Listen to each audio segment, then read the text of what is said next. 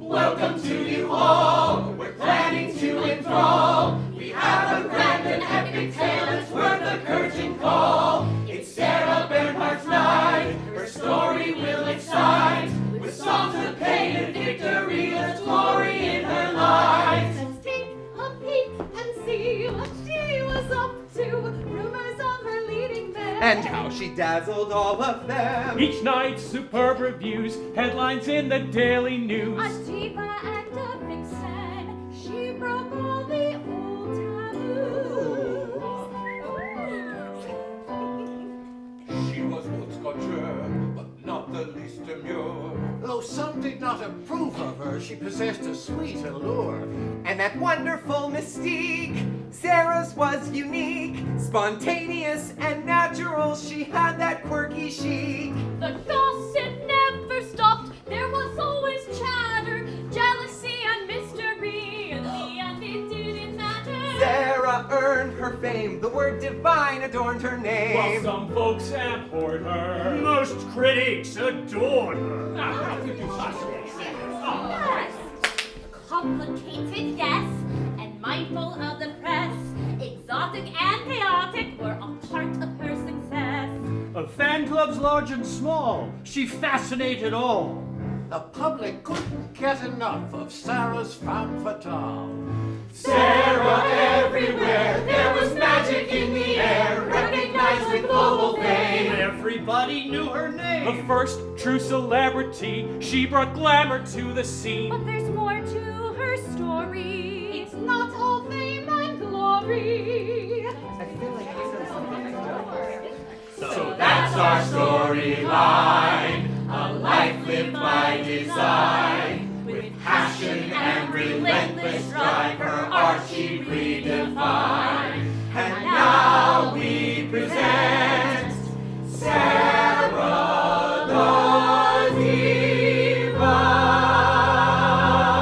Divine.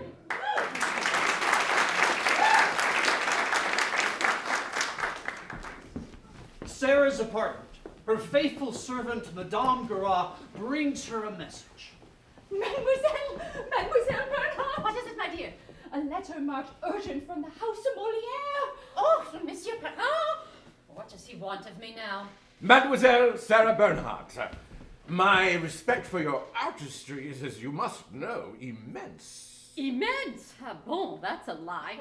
Why is he writing? What does he want? I assign you, as of rehearsal this afternoon, the title role in our next production, a production of Phaedra. Phaedra! The role of a lifetime! To learn in 3 days. Mon Dieu, 3 days to learn this magnificent role. He wants me to fail. He wants my public to see me fail. This is his revenge. I have every confidence that your performance will bring glory to the House of Molière. Or it could be a trap and an unmitigated disaster for me. I expect to see you at rehearsal today. I watched Sarah Bernhardt become a star. Who really was she? Actrice magnifique. A visionary. Femme fatale. The most famous And infamous. woman in the world. Sinner. Saint. Today, we might call her a goth. She wore an actual dead bat on her hat. That's right. I have her signed photograph in her coffin. I loved her. I would have died for her. I fought a duel for her. I was nearly committed to an asylum because of her. Sarah was divine. Rehearsal today. Perrin wants to destroy me. And as Phaedra. How can I face an audience in 3 days? There isn't enough time. Quand même. Quand même, you ask? Meaning too much? Or nevertheless. Or against all odds. Or so what? It became her lifelong motto. The challenge of my life to play Phaedra at last, a part I've loved so long. Do I have the courage to perform such a role? Why do I ask? My fate has been cast. Mama, why aren't you here to help me? I need you more than ever now. All my life I fought for affection and love, to only have you turn me away. Will I ever win your love, Mama? Or will you deny me evermore? What must I do? I still love you. Sarah's mother, Julie Bernard, Yule. I was known by my Dutch name. was a Jewish seamstress. No, a maker of hats. I was definitely Dutch. No, German. A courtesan. A woman who broke rules. A woman who charmed. She played piano, sang. And courted elegant young men who could pay the rent. She was a woman to be courted. Not counted on. Certainly not as a mother. Like my own daughter, my relationship with my own mother was troubled. To cope, Yule clothed herself with wealth and power, but the heartache of her own absent mother haunted her. And toward her own daughter Sarah, did she feel responsibility? A little, Affection? not much. From mother To daughter. to me. Mama, where are you going? Not now, Sarah. My friends are waiting. My darling child, give me a hug. Careful of the gown, Sarah. I must leave, Sarah. I have to go. Let me go. Mama, Sarah, please in take me time. with you. I love you. Sarah, your mother will be back when she gets back. Come inside, come. Why didn't my mother take me with her? I want to see my mother. Sarah, stop crying. Everything will be all right. Now go inside. No arguments. Once inside, she runs upstairs to the little window overlooking the street. She jumps, falling to the ground, shattering her kneecap and breaking her arm. Her mother is forced to notice. A doctor, someone call a doctor. Oh, help me get her to the carriage. I can't leave now, merde. She is a mother, reluctantly.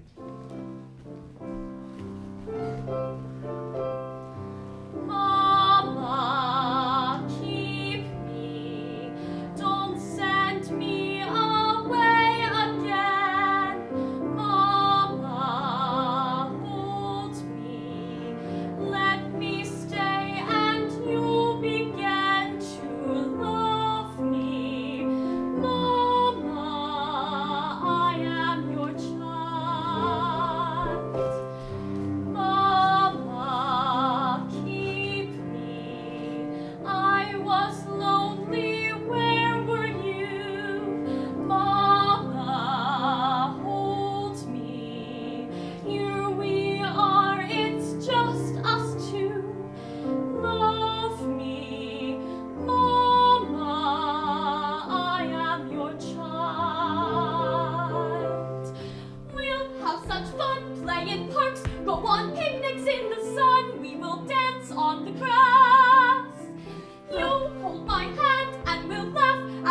ride the carousel, you and I, no one else. Mama, see me, I'm the child you've never known. Mama, see me, I've spent too much time alone. Love me, Mama, I need you so.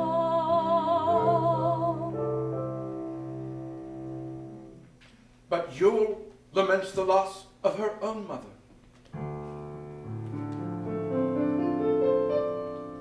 Mama, you fooled me. Why did you tell me a lie? A mother with children. Sometimes I wish I could die. You did not care for me. You were not there for me. Damn you! I feel so alone. I wanted a life that was filled with romance. Mademoiselle Yule, the belle of all France. And now I'm a mother, just like my own, trapped on Valmy with a child nearly grown. I did not want her. I never wanted a child. I love the free life when I was young and so wild. Why does she cling to me? Why does she sing to me? Why won't she leave me alone? She makes me so weary and angers me so.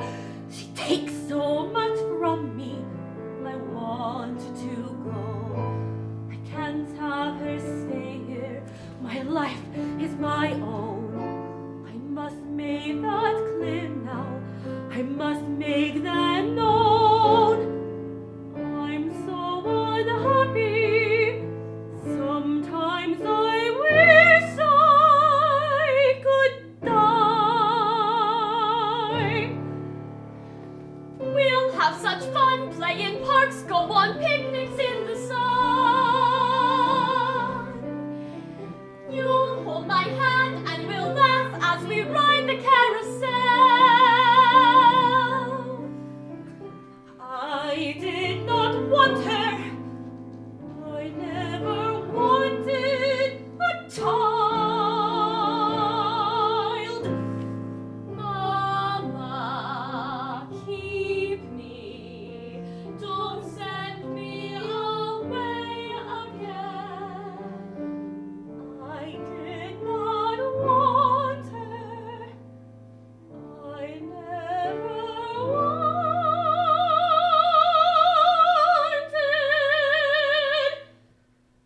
a child.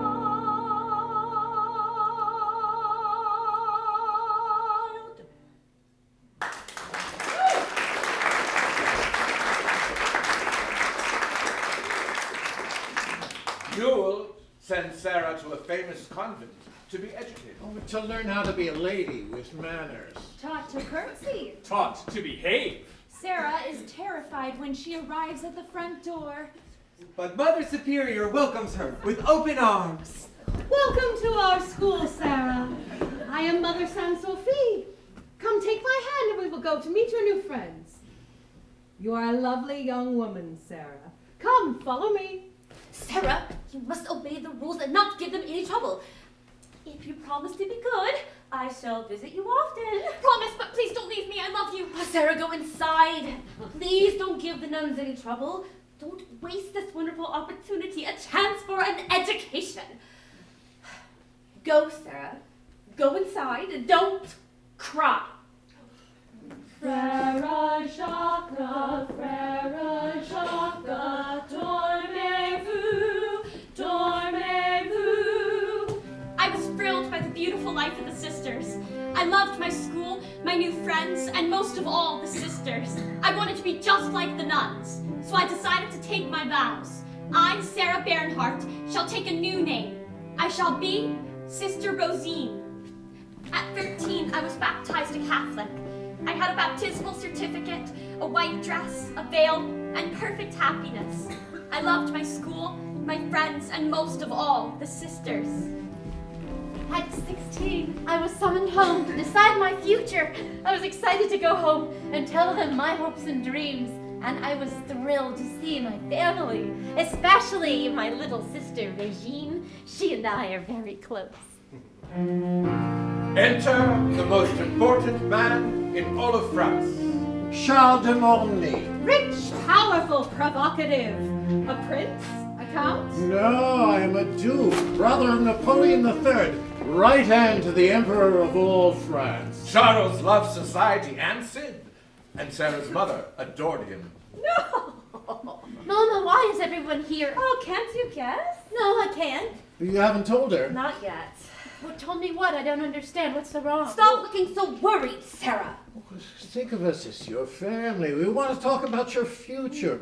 To present you to society. A beautiful young lady, educated at France's most famous convent. Sarah, I think of you as my own daughter. We have a surprise for you. A wonderful surprise. You'll let me enter the convent? Take my vows and become a nun. Oh, Sarah, don't be ridiculous. You have to have money to enter a convent, and you haven't any, not a sou. I have the money Papa left me. That is for your dowry when you marry, which you have refused. Why must I marry? You're not married. I want to become a nun and be known as Sister Rosine. I promised the nuns that I would return, and I want to go back to the convent. Sarah, they will never let you take your vows. We are Jewish. You never asked me, for I have a dream to live in a convent and trust in a being supreme. I've prayed to the saints to show me the way and live as a sister serving God.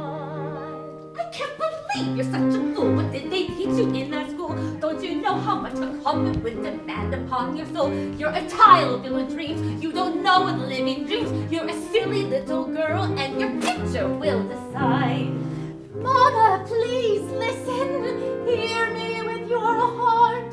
My love for God is the part of my life that is real. I'll make you proud.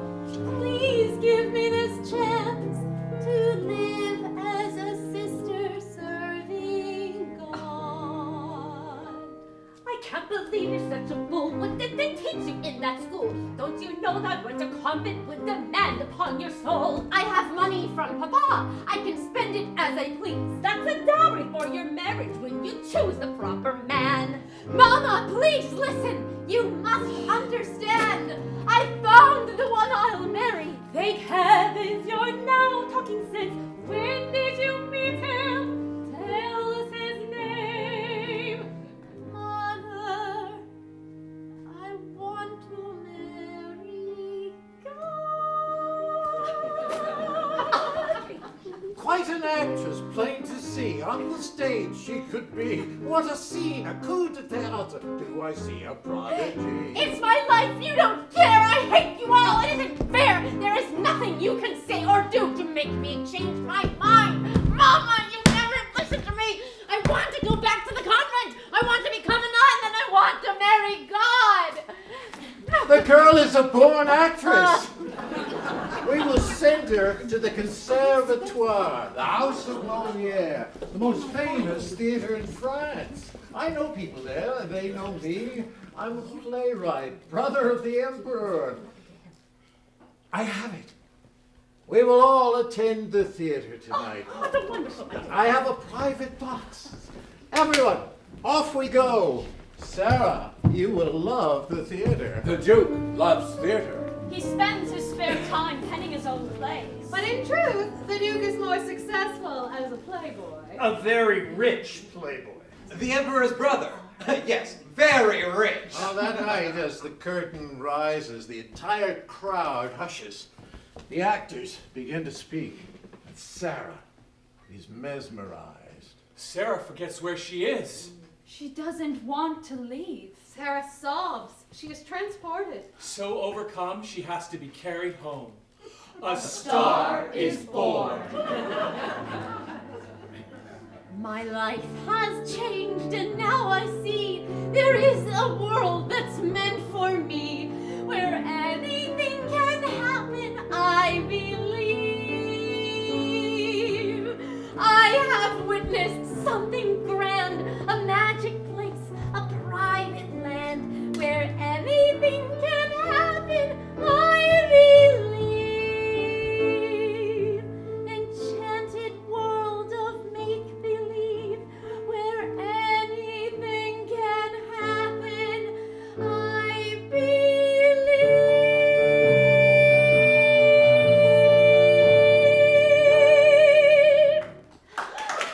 I was right!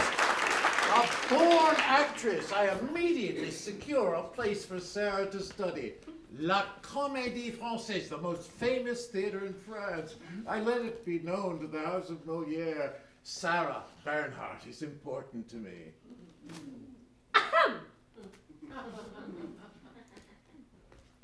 As are you, my dear.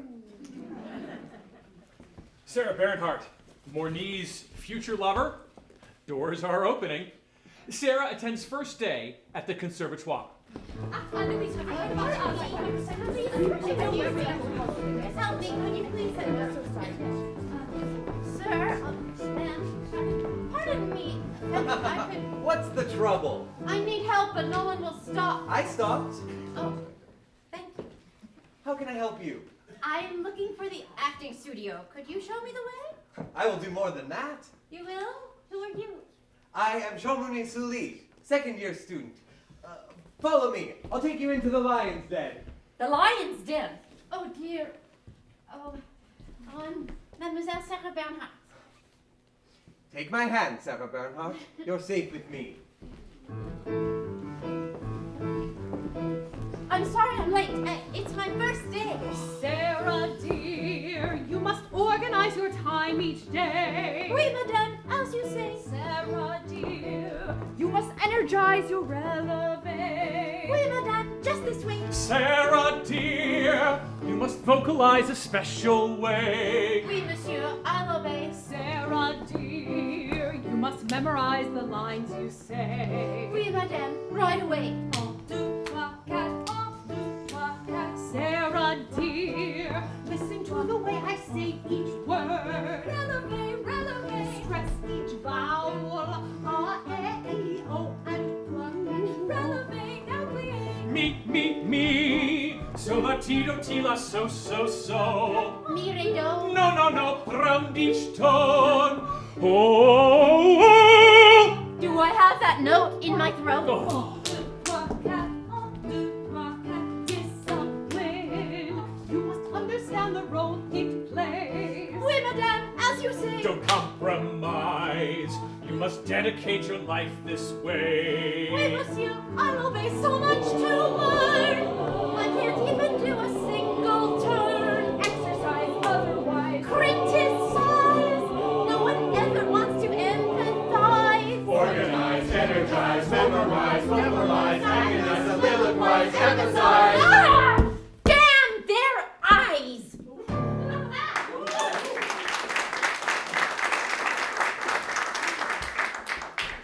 I shall demand me make certain my protege Some say lover. is cast in a leading role.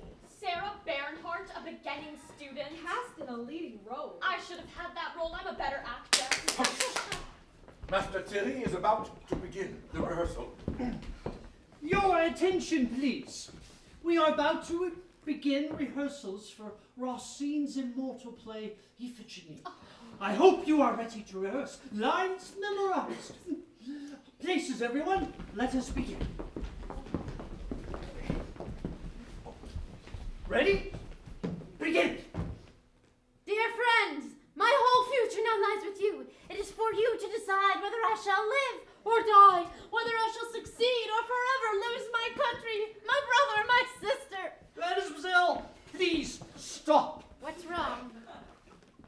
can't understand a word you are saying. There is no passion. You dare to open your mouth to recite these sacred lines. I never wanted to cast you, but I was told to cast you. Once again, everyone, from the beginning. Dear friends, my whole future now lies with you. It is for you to decide whether I shall live or die, whether I shall succeed or lose forever my country, my brother, my sister. Enough! I will say the lines for you. You are to say them exactly as I say them. Do not pause for dramatic effect. You do not know enough to pause for dramatic effect. I was not pausing for effect. Then am I to assume that you forgot your line? She dares to correct.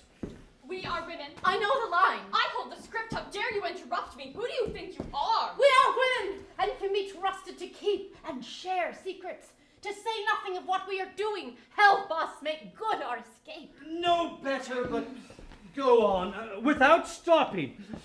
Try to make some sense of the speech without murdering the lines. Oh, you have no talent. You'll never be an actress.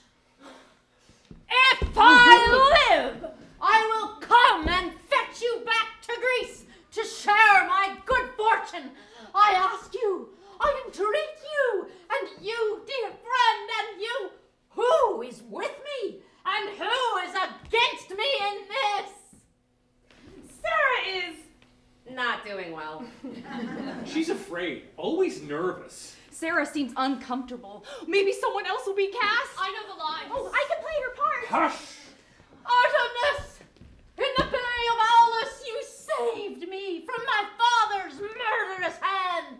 Save me now and save us all. The critics weigh in. Sarah Bernhardt is too tall. Well, Bernhardt has a pretty voice, but her body is ugly. Skeletal, so thin. No stage presence. No personality. You see, the whole world calls you stupid, talentless, and they know you're my daughter. What is this nonsense, Sarah? Who is this Sarah Bernhardt? Not my daughter.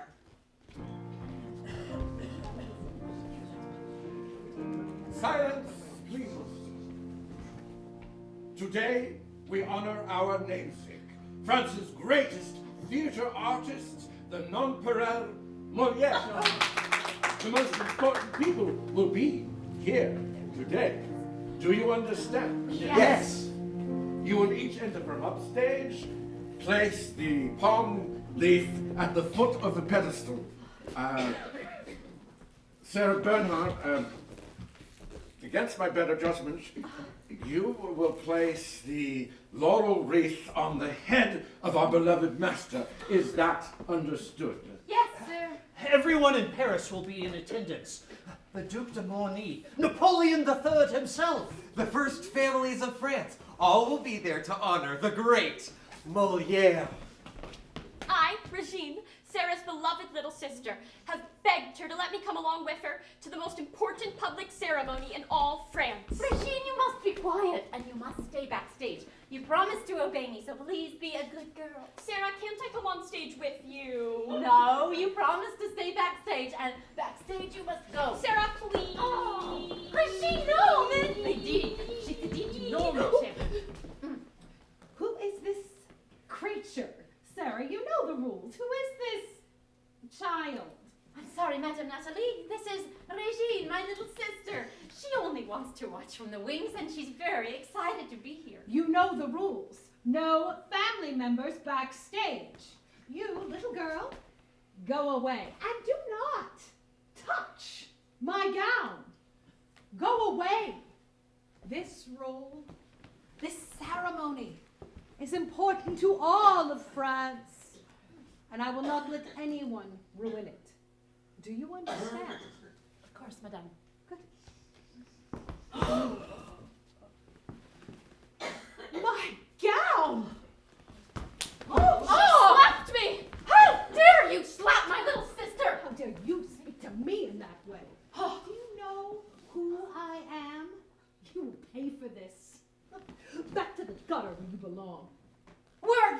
madame, can join me.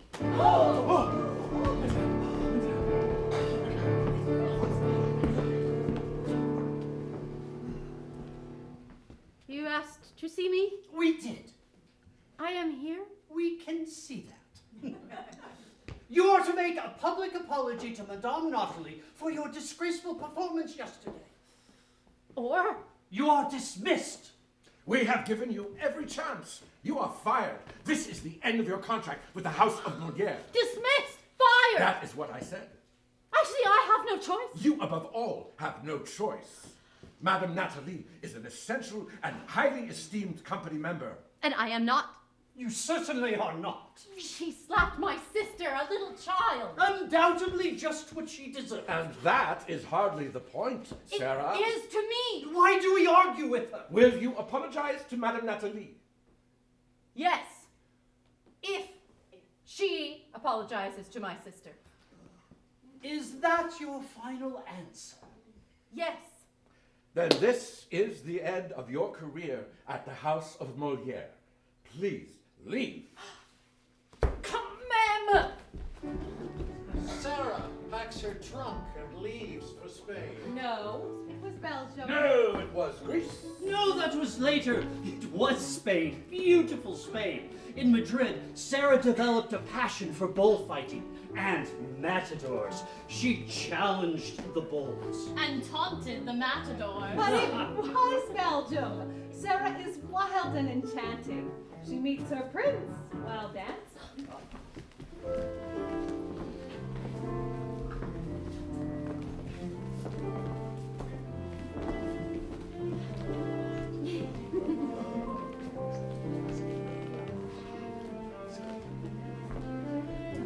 Pardonnez-moi.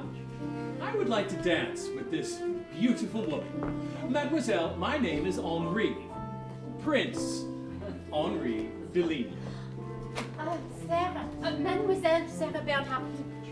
I have given this a great deal of consideration, and I have decided that you are the most fascinating woman at this ball. I can think of only one thing right now, and that's holding you in my arms. The music is playing. Dance with me, mademoiselle? Are you a real prince, or are you just pretending? Mademoiselle, would that my life afforded me time to pretend. Oh, sir, it is an honor, and I would be delighted to dance with you. And I would be delighted to make you my princess. You are a princess, rescued from distress. I have just saved you from a fate worse than death. And if that boar there had touched but one hair, he would have taken his very last breath. Young though I may be, please listen to my plea. I saw you and fancied you, give me a chance. Your hand on my shoulder, my heart all smolder. If you'll allow me, I'll ask you to dance.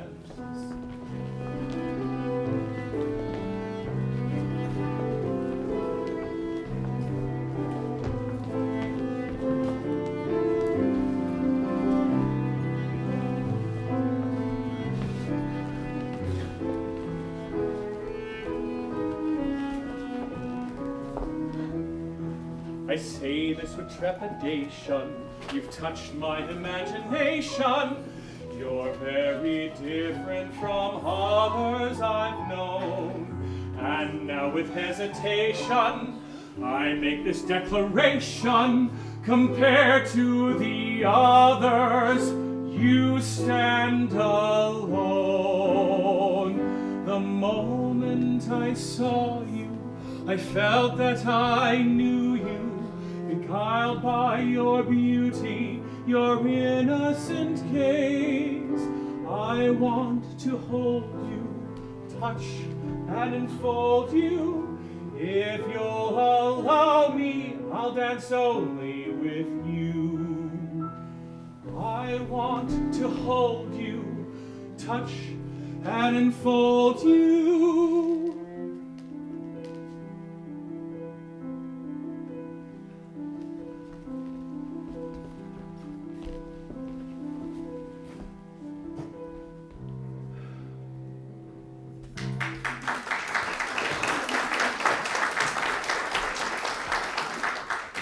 I fell passionately in love with Sarah. She was exquisite. I wanted to spend the rest of my life with her. Each day and night, we were only more in love. Sadly, after what seemed like only a moment, I had to leave to attend to business. A family business. The price of being a prince. And Sarah returned to her mother in Paris. Where have you been? No word, and you were fired for the theater? I'm sorry, Mama. I was angry. I had to leave. Sarah, you have no gratitude. You are stubborn and insolent. Why did you have to take Regine to the theater, cause such a scene? All the Paris is talking. You need to apologize immediately. You need the theater to take you back. Beg them if you have to. They humiliated me. That's why I went to Belle Époque. Without telling me. Without telling anyone. How can you be so selfish, Sarah? How are you going to support yourself? What are you going to do? Mama, please listen. I have something important to tell you. I've met someone, and I'm in love. Met someone? In love? What nonsense! Have you learned nothing from my life? He is a prince. His name is Henri, and we're in love. A prince in love with you? Impossible! Yes, in love with me. No, pas possible! Look at you! You are not a princess. You are not royal. No, and yet we are in love. I am going to have his child. We are going to have a life together. You're carrying a child. A prince's child. Will he marry you? We don't need marriage. You could have a husband, rich, powerful, and a princess. You don't need marriage. We have each other, and that is enough. Have you told him you're carrying his child? Not yet. He's still in Belgium. Have you told? Has he sent for you? I thought as much. Sarah, he has made a fool of you. I will not allow you to bring a bastard into my house. That didn't stop you. Sarah, how dare you speak to me like this? I don't see my father anywhere. Oh, enough! Mama, stop! You will be the death of me, Sarah. You too, Regine. Oh, I cannot bear this any longer. Get out. Now! You may give birth to a bastard, but not in my house. There will never be a bastard in my house. Then we had all better leave. Oh, you never love nor respect me! And what love or respect have you ever shown for us? Oh, that's enough! Get out and take that brat with you! Sarah leaves, taking me with her. But I have planted a seed of doubt in her mind, and she wonders. Might I be right? Could a true prince ever really love her? And Henri, should she reach out to him? But Sarah feels new life growing inside of her. This will be her focus. She finds a small apartment. Soon, she delivers a new baby boy. She names her son Maurice. She is content. Maurice is her little prince. All alone, Sarah must care for herself, Maurice, and Regine too. She auditions for every theater in Paris to find work as an actress. Sarah is driven. Sarah is defiant. Sarah is determined.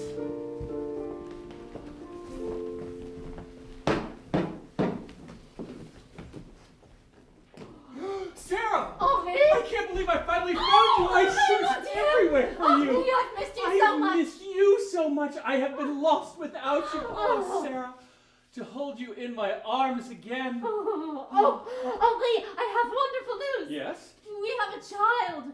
A son. A child? We... Monsieur, let me see him. I named him Maurice. You once told me it was a favorite name. Maurice. May I hold him? Yes, you.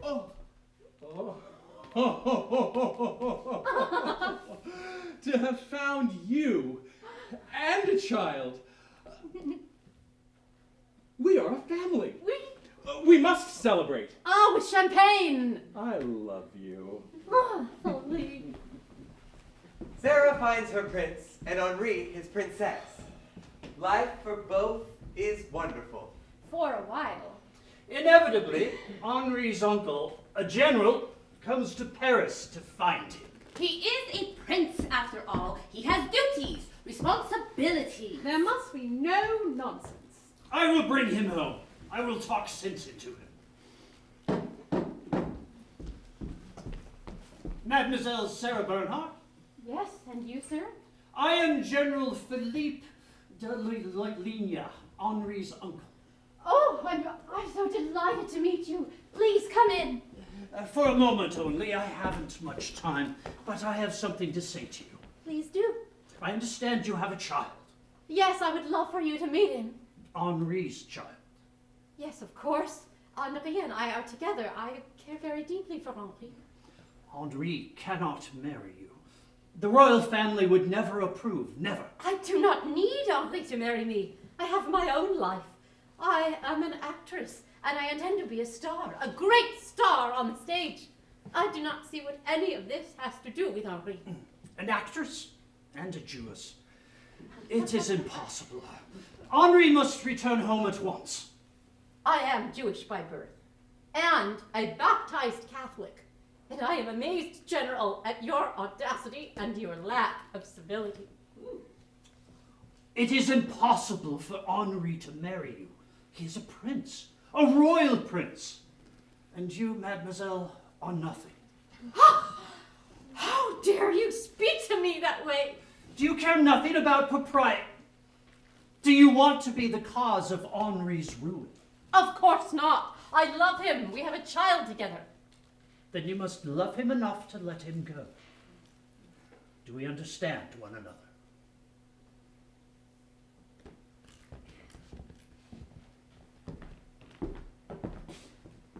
I will see to it that a generous settlement is made for you and the child. You will not be left penniless. I want nothing from you. I have my pride. Good day, General. You? What are you doing in Paris? Sarah, why was my uncle here? My dearest, what is the matter? Henri, you must leave. Leave? What are you saying? Please, you just must. But why, Sarah? Why? I can never see you again, ever. Please, go. What did my uncle say to you? Please don't ask me. He had no right. Sarah, we're happy together. We have a child. Henri, please leave now. Please go. What are you saying? How can you do this? I love you. How dare you tell me we're through when I've only just found you? Let me convince you how I adore you. Please hear me. In all the world there is no other woman for me. Henri, don't hate me. I love you so. Your world is not my world, and mine is so far away from yours. You are a prince, noble and wealthy, powerful. I'd give it up. No, you must not. God help me, Sarah. This is madness. I can't let this happen. It will kill me if you make me go. Oh, my love, hurry. It pains me so. I'll love you forever. You'll love me forever. You say that you love me. Prove it, my darling. Stay with me. Henri, I can't do that. It is too late now. Sarah, you don't love me. You are selfish. No, Henri, you are mistaken. Please don't do this to me. You only knew what I'm going through. You've just destroyed the love of my life when you should have been my wife. Henri!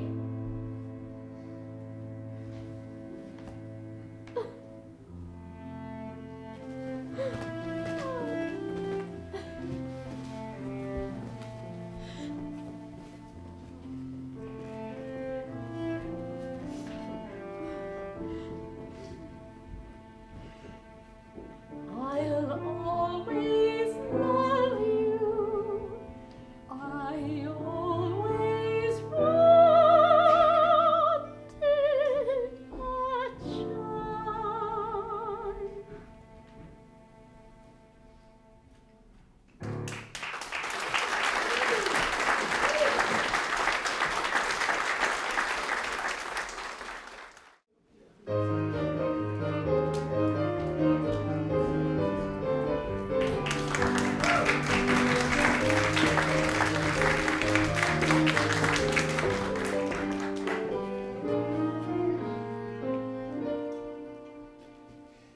Sarah Bernhardt needed a job, so naturally she approached the theater. L'Odeon on the left bank is home to uncompromising students like us. A theater of ideas and passion, provoking us to proclaim our love, fury, joy, demanding challenging new plays, demanding loudly. We stamp our feet and stand on our seats. We shout! Monsieur Chilly, my name is Sarah Bernhardt, and I am an exceptional actress. I need work.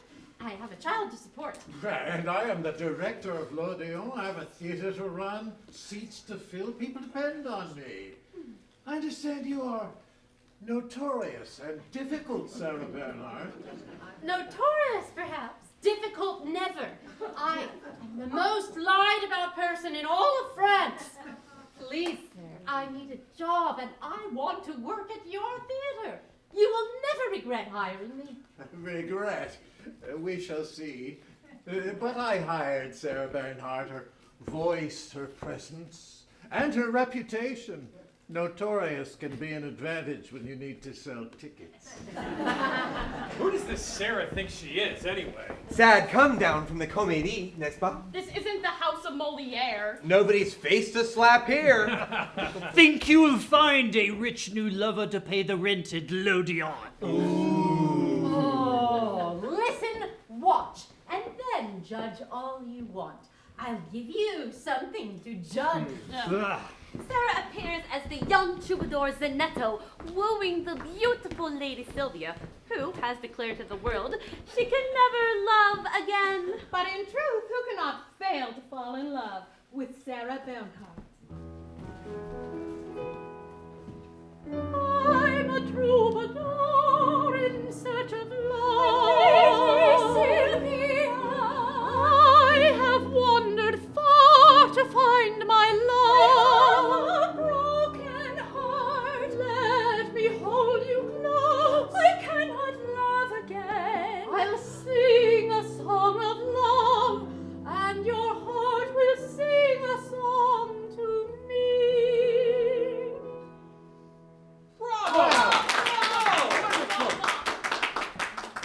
It is the first of many times that I will play a boy. A trouser role? Her Hamlet will come much later. Caricatures abound depicting trousered Sarah challenging men to duels. The students adore her. Our Sarah! Our Sarah! I love you, Sarah! La Passante is performed all summer long due to popular demand. Theater goers flock from all over Paris to see Sarah Bernhardt thrill audiences. But elsewhere in Europe, it is a tumultuous time. National boundaries and alliances are constantly in flux, and the world around Sarah is shifting.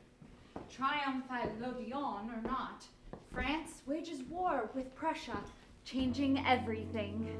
With Paris under siege and her theater closed, Sarah sends her family to safety in Belgium, but returns to France to be a patriot. The injustice of war. I use my strength and my intelligence in tending the wounded. She gains permission to use L'Odeon as a field hospital. Of course, she needs provisions. Sarah approaches everyone she knows, including former lovers. One the very rich Comte de Calendry. Monsieur, our little hospital needs so much. You must let me have everything I request. I have many injured soldiers and many more on the way. Well, my dear one, just tell me what you need. And I need it soon. Eggs, coffee, tea, biscuits, preserves. Barrels of wine and brandy. Before she departs, she spots her former lover's luxurious fur-lined coat. Perhaps she will take it off his back herself.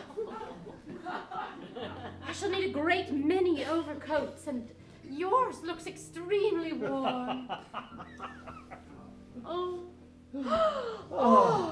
will you at least allow me to keep my muffler? Bien sûr. Merci. Other friends and amours come through with more. Nightshirts, sheets, flannel vests, and cots for the injured. As the wounded pour into Sarah's hospital, she settles them wherever she can, in the lobbies, the dressing rooms, on the stage. She brings in her personal chef to supervise meals. other actors following her patriotism do their part. Sarah revels in her new leading role as savior. Autographing photographs for the troops is a particular pleasure. Sarah nurses the wounded herself. With care as purposeful as she would expend on her most treasured roles. Are you feeling better? I'm in so much pain. My leg. I'm afraid I'm going to lose my leg. Don't worry, we have good doctors here. Your face. Are you? I am Sarah Bernhardt, but today I am your nurse, and I'm going to help you recover. We must get you well so you can go home to your family. Oh, thank you. You're like an angel. I'm so cold. Here, take my shawl. You're safe with me. Votre attention! Attention! Have you heard the news? No, What is it? Peace! An armistice! The war is over! Yes. You can all return to your homes. And we can reopen l'Odéon. Merci, you must celebrate! Champagne! La guerre est finie. The invasion ended. Paris celebrates! Now, with peace at last, France becomes an age of literary giants. Two living legends compete for the heart of France. The greatest of poets and writers, Victor Hugo and Alexandre Dumas. But one reigns supreme. After 19 years in exile, I, Victor Hugo, return to Paris. Crowds line the streets to see him. The people cheer. Victor Hugo is a national hero. He has written Les Miserables in exile. It is published, read, and quoted by everyone. Even the darkest night will end, and the sun will rise. If I speak, I am condemned. If I stay silent, I am damned. To love another person is to see the face of God. French literature is now divided between two epochs, before and after Victor Hugo. A new play by Victor Hugo! A Spanish queen who falls in love with a servant. Hugo is brilliant. It's a great role. Indeed, it is a great role. Oh, magnifique and perfect for me. A great role for the right actress. Monsieur Chilly, I am the right actress. The students will gladly pay to see me, Sarah Bernhardt, as Victor Hugo's tragic queen. As a director, I will decide. However, I agree to discuss it with Monsieur Hugo for his opinion. Consider Sarah Bernhardt? Yes, indeed. I have seen her perform. She is good enough. Perhaps not yet great, but in the right role, let her play the queen. The first reading at Victor Hugo's home. I want to see his home. We all want to see his home. To dine with all his famous friends. To see his mistress. No, pas possible! A play's first reading must always be on the stage. What is Hugo thinking? Papier. Your queen has taken a chill and cannot leave the theater. Pity your poor queen. Oh, Mr. Hugo. Sarah Bernhardt is a bold and captivating woman, seductive and beautiful, very beautiful. Mademoiselle, I am your servant. The first reading does indeed take place on stage at l'Odéon Theatre. Sidelining Chilly, Hugo directs it himself. Sarah is nervous. Moving about inappropriately. With unbridled energy. At one point, even jumping on a table. Famous for my 150,000 verse poems, I sent one to Sarah. A poem from Monsieur Hugo? A Spanish queen, virtuous and able, must never jump upon a table. Pardonnez-moi, monsieur. I was a naughty little girl. Please forgive me. You are the master, and I, your willing servant. Well, Sarah is a brilliant success in the play. I was there. I saw her perform. The audience went wild. Hugo is thrilled by Sarah's performance. He approaches her backstage. Mademoiselle, you were magnificent. You moved me, the old warrior. I applauded, I wept. This tear, which you forced me to shed, is yours. Oh, monsieur. I place it at your feet.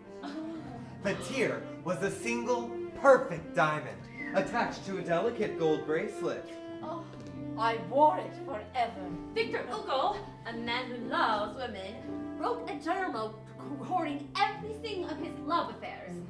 Every dalliance. Unfortunately, only in Spanish. Will Sarah be among them? Quien sabe? And now the reviews come in. All her movements are at once noble. Her voice sings a melody only the heart can hear. Every word Sarah speaks is like a lover's caress. The world is taking notice of Sarah Bernhardt. Sarah is the goddess of the left bank. Sarah is becoming a star. She wears beautiful clothes and poses for photographs. She is photographed everywhere. Making sure they notice, even posing in a coffin. She does this so often we call her Madame Gloom. Her apartment includes a studio where she paints and sculpts. She wears pants while sketching. Shocking! The newspapers declare Sarah Bernhardt wears trousers. In the souvenir shops, postcards of Sarah are selling like fresh crepes.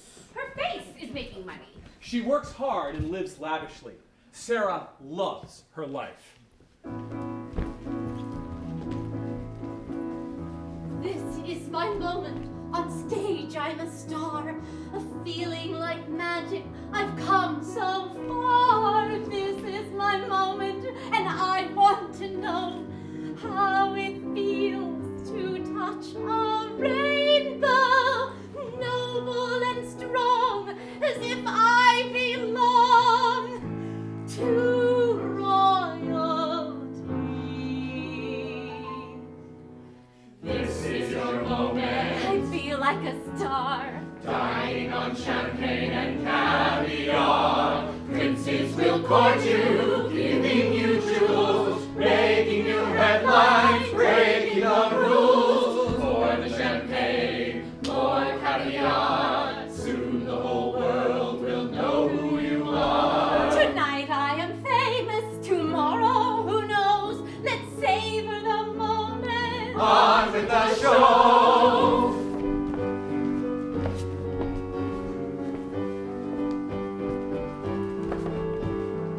This is my moment. I'm high in the air. I'm riding a wave. Now I'm in the spotlight. This is your moment, it's coming to you. Stardom is near, your dream is coming true. Your fans are all cheering, and soon you will know how it feels to touch a rainbow. But first, Sarah, on with the show. On with the show.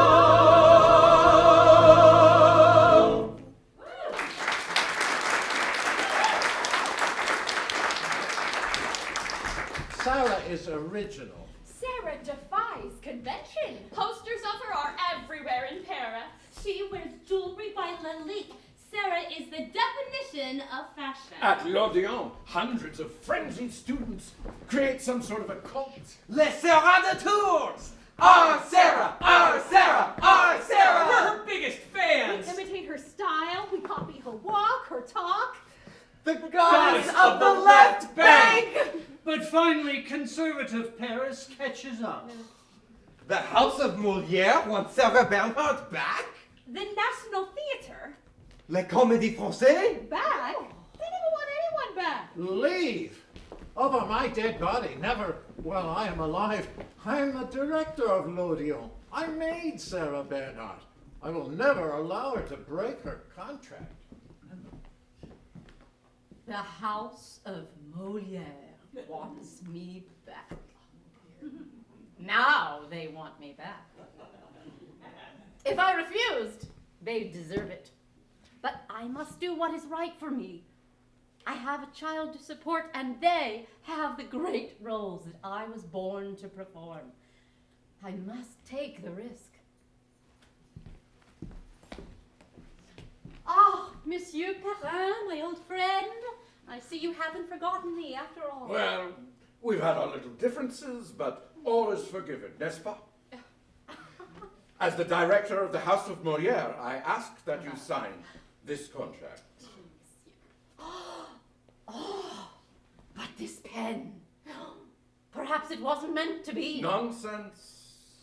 If the ink blot is a butterfly, I will sign. And if not, no.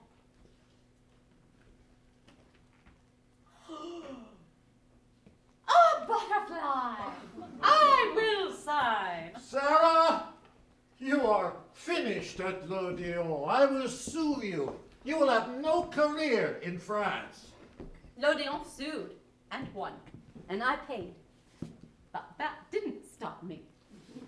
Sarah Bernhardt is once again a member of the Comédie Française, the House of Molière. Sarah Bernhardt, welcome back. Oh, je incroyable! All of Paris talks of you. Congratulations. Please, allow me to escort you into rehearsal. Back into the lion's den. Jean, I'm so glad you're the first person to greet me. It's just like old times. But my, how you have changed.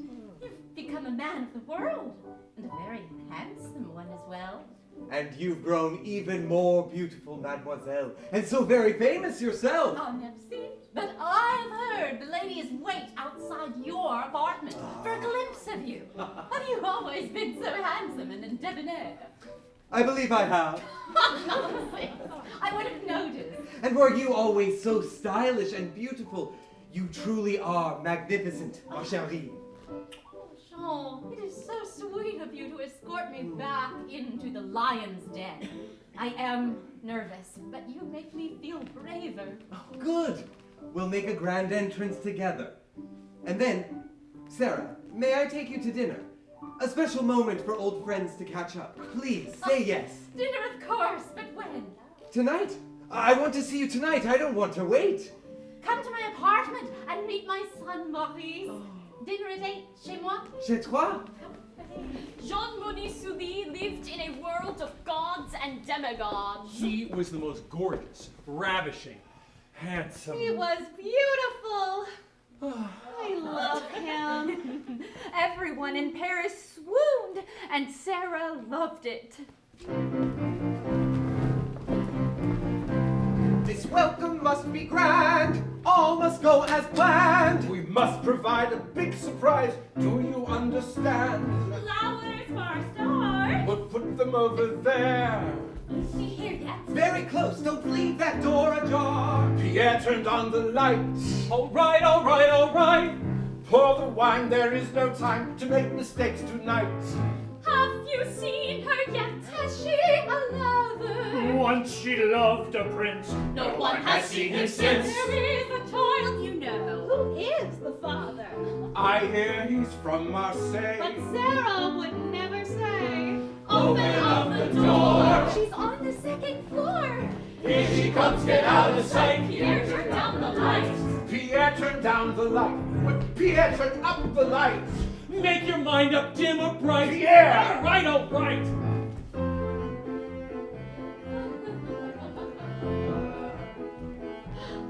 Welcome to your new home, Sarah Bernhardt. As long as Madame Natalie's dressing room is far away, it will be heaven. Surprise, surprise, surprise! Silly, damn your eyes!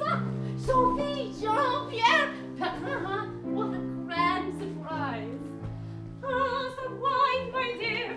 You're gonna need it. Madame is still alive. That old bitch will soon arrive. Wave your laughter face, we all applauded. Even the great Molière nearly fell off his chair. Silence in the room. A gift for Madame Gloom. You pose so often in a coffin. Here's one for your room. Perfect.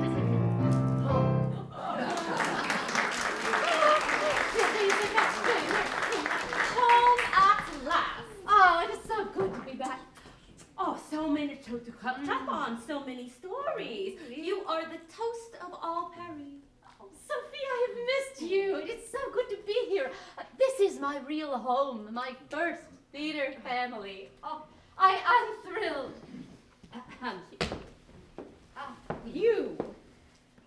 You do not speak to me.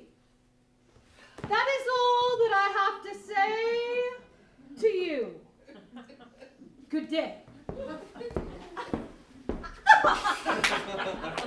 Well, you didn't expect her to change now, did you? Thank God I didn't bring a child for her to terrorize.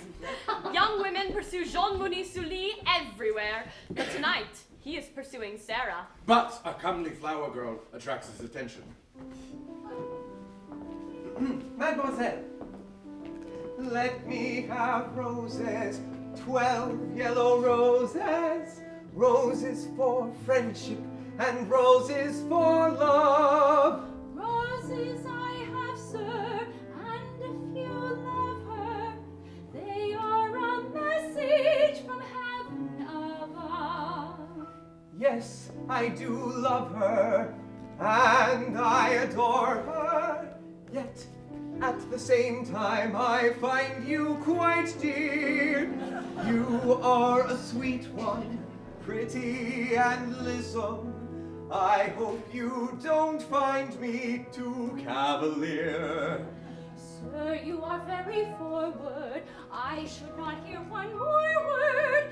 It's getting late and it's time to go home. Do hurry to your home, sweet. I'm happy that we did meet. Were you my lady, I never would roam.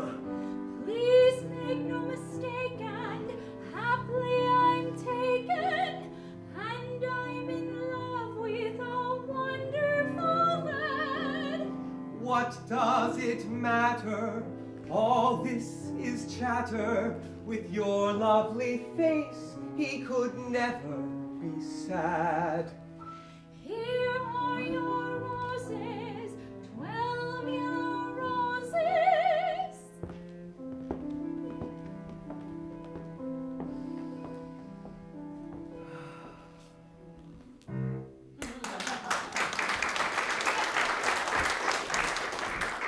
Jean, you've come. Of course, I counted the hours. Sarah, je suis enchanté. Oh, Do you remember? how could I forget? When the committee fired me, you gave me roses. But that was a long time ago. You know, I saw you in every performance of Le Poussin. I was unable to take my eyes from the stage. You were magnificent, an exquisite jewel. Every performance? Jean, why didn't you come backstage? Of course, I would have been more nervous to know you were there, but I would have loved to have seen you. Your beauty, your artistry, magnifique. I wept. You have captured my heart, and now I am yours to command. Here you are, with roses. Come close, my sweet. Sarah's cook has prepared a sumptuous meal. Naturally, Sarah insists on the best champagne. As the evening ends, Sully embraces her.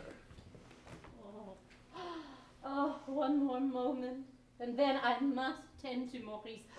Oh, but it is thrilling to be in your arms again. Perhaps I have loved you, even from the old days.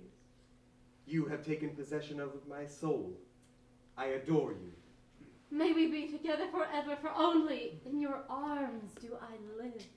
You are my goddess. Husband of my heart, may we be together forever. The public lives to hear about Sarah's new romance with Sully. It is the talk of Paris. Love letters are exchanged. Some are stolen and sold to the press. Passionate embraces, searing hot kisses, on stage, off stage, in between scenes, as only true lovers can do. Sarah literally invents the concept of celebrity.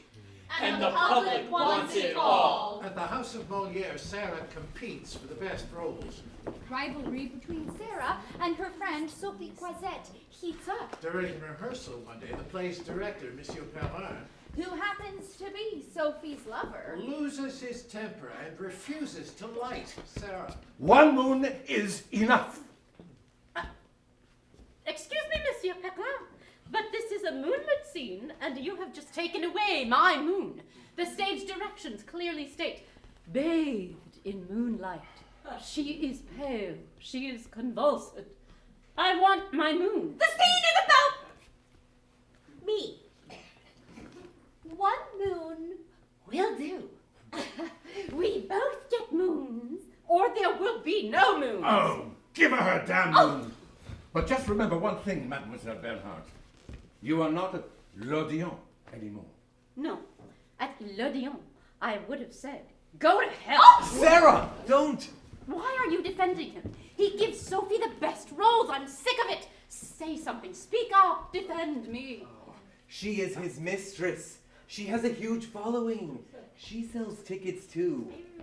Why must you complain? You're getting wonderful roles. And with me, ma chérie, it is a business. He is the director. Why do you side with him? He refuses to like me. I hate him. I never should have left l'Odéon. He only wants me because I sell tickets. I will show him. Jean, would you like to fly with me? Jean, let us fly. And so they do. Sarah is a star, and stars shine and soar. With Jean Monnet Sully in hand, Sarah commissions a hot air balloon for a ride that will undoubtedly be noticed to Paris. Up in the sky, Sarah and Sully, quintessential stars. They make of themselves a new constellation in the galaxy. When my director lets me down, I take 2 steps higher. He wants to have control of me. I know that's his desire. I have a plan that will enchant. It's something wild and fun. A new design I want to try to shock, delight, and stun. Do you feel that lift? Your moonray. The air is rushing by. The people look so small, and I feel powerful and tall. Sarah, you've done it! The world is watching you. Oh, my love, we're flying.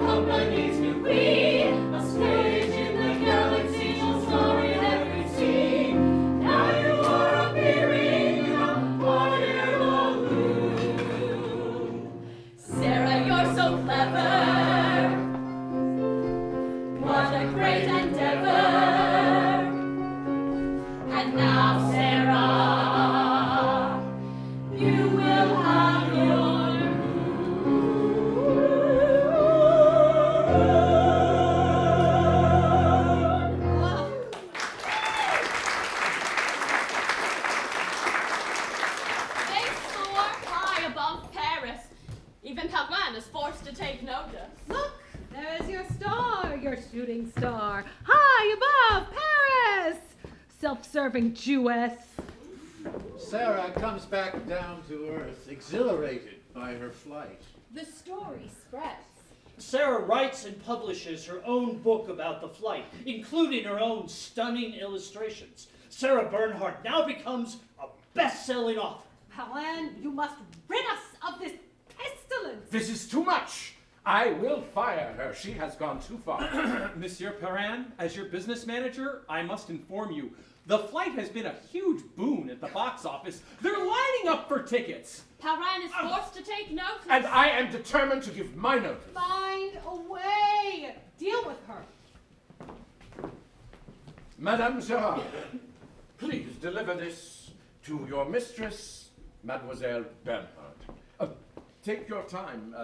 No urgency. Mademoiselle Bernhardt, a letter from the Comédie. Monsieur Perrin handed it to me at the door, but curious, he said there was no urgency to deliver it to you. So I knew I had to get it to you immediately. Oh, thank you. What would I do without you? They want me to play the title role in Phaedra! And it opens in 3 days. Mon Dieu! 3 days to learn this. It's a trap. Perrin's plotting for me to fail. This is his revenge. But I will show him. Sarah has heard the lines many times. Can she make them her own? The challenge of my life to play Phaedra at last. A part I've loved so long. Do I have the courage to perform such a role? Why do I ask? My fate has been cast. I am miserable with stage fright, but I will not fail. Come then.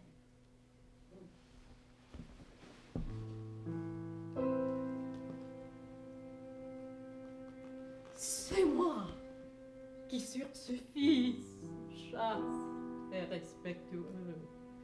Osez jeter un œil profane, incestueux. Le ciel mit dans mon sein une flamme funeste. La détestable à une âne a conduit tout le reste.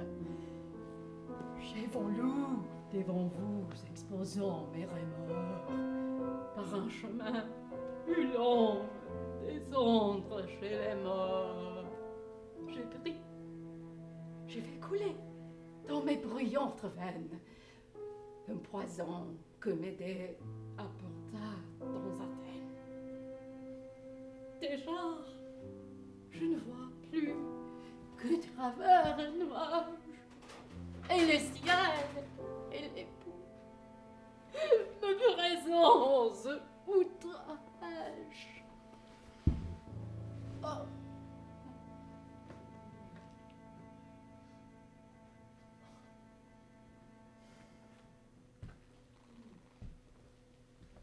The audience was ecstatic. The critics declare Sarah Bernhardt sublime as Racine's incestuous mother.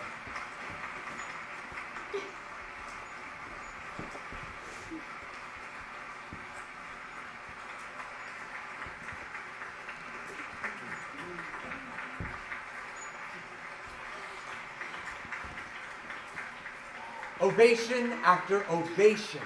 Sarah is nearly unconscious with exhaustion. I carried her to her dressing room, holding her tenderly. Most of the critics are rapturous in their praise. The brilliance of Bernhardt's Phaedra is rarely witnessed in the theater. Sarah moves like a panther. A voice that tears your heart out. Sarah recites poetry the way a nightingale sings, the way the wind sighs. Her performance also invokes intense controversy. Sarah's approach novel to Racine's poetry butchers the poetry. Her Phaedra is lost in her affectation. Are we now at the mercy of the left bank? Is the house of Molière no longer sacred ground for our most hallowed playwrights? The audience, however, were thrilled.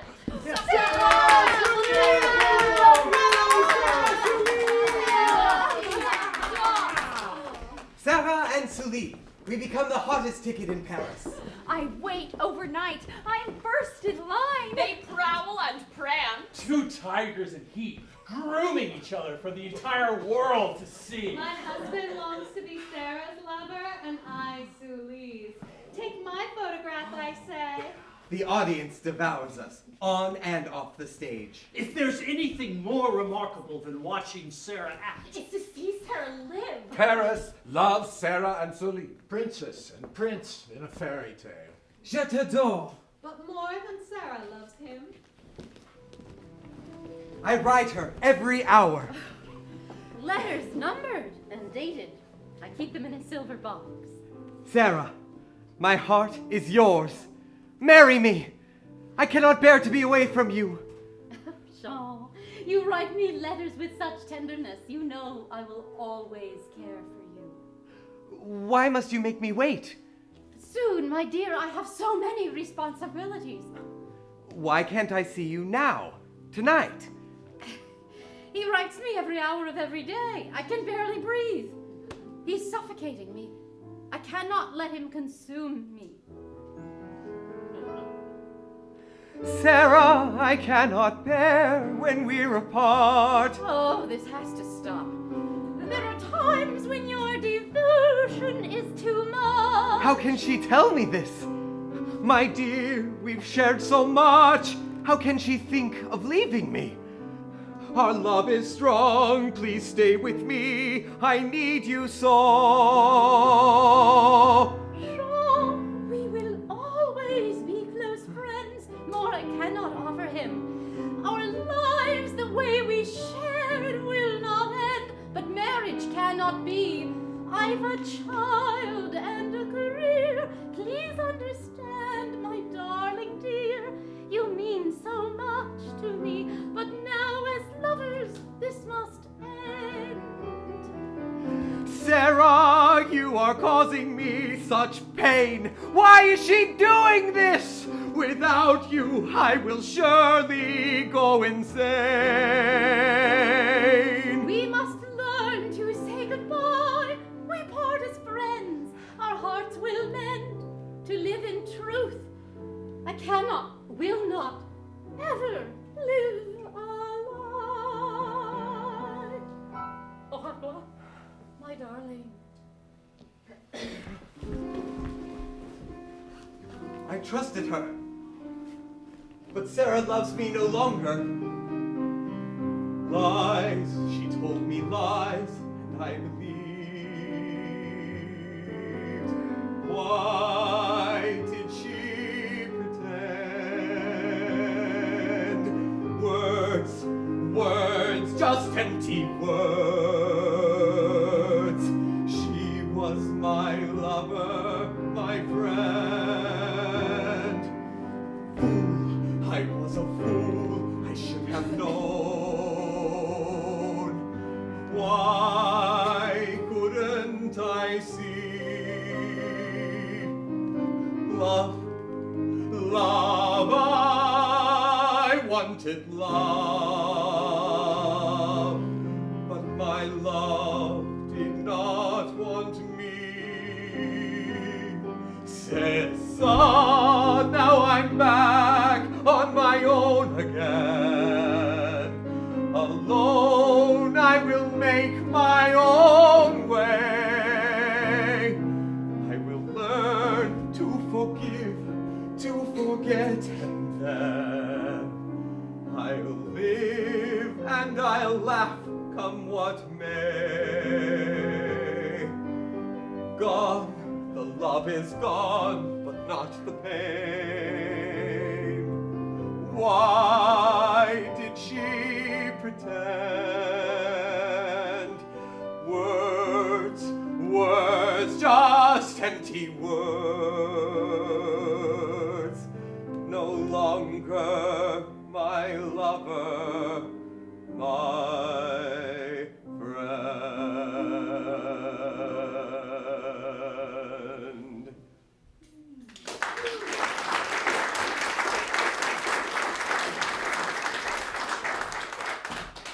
affair ends, but on stage, Sarah and Sully continue to thrill audiences.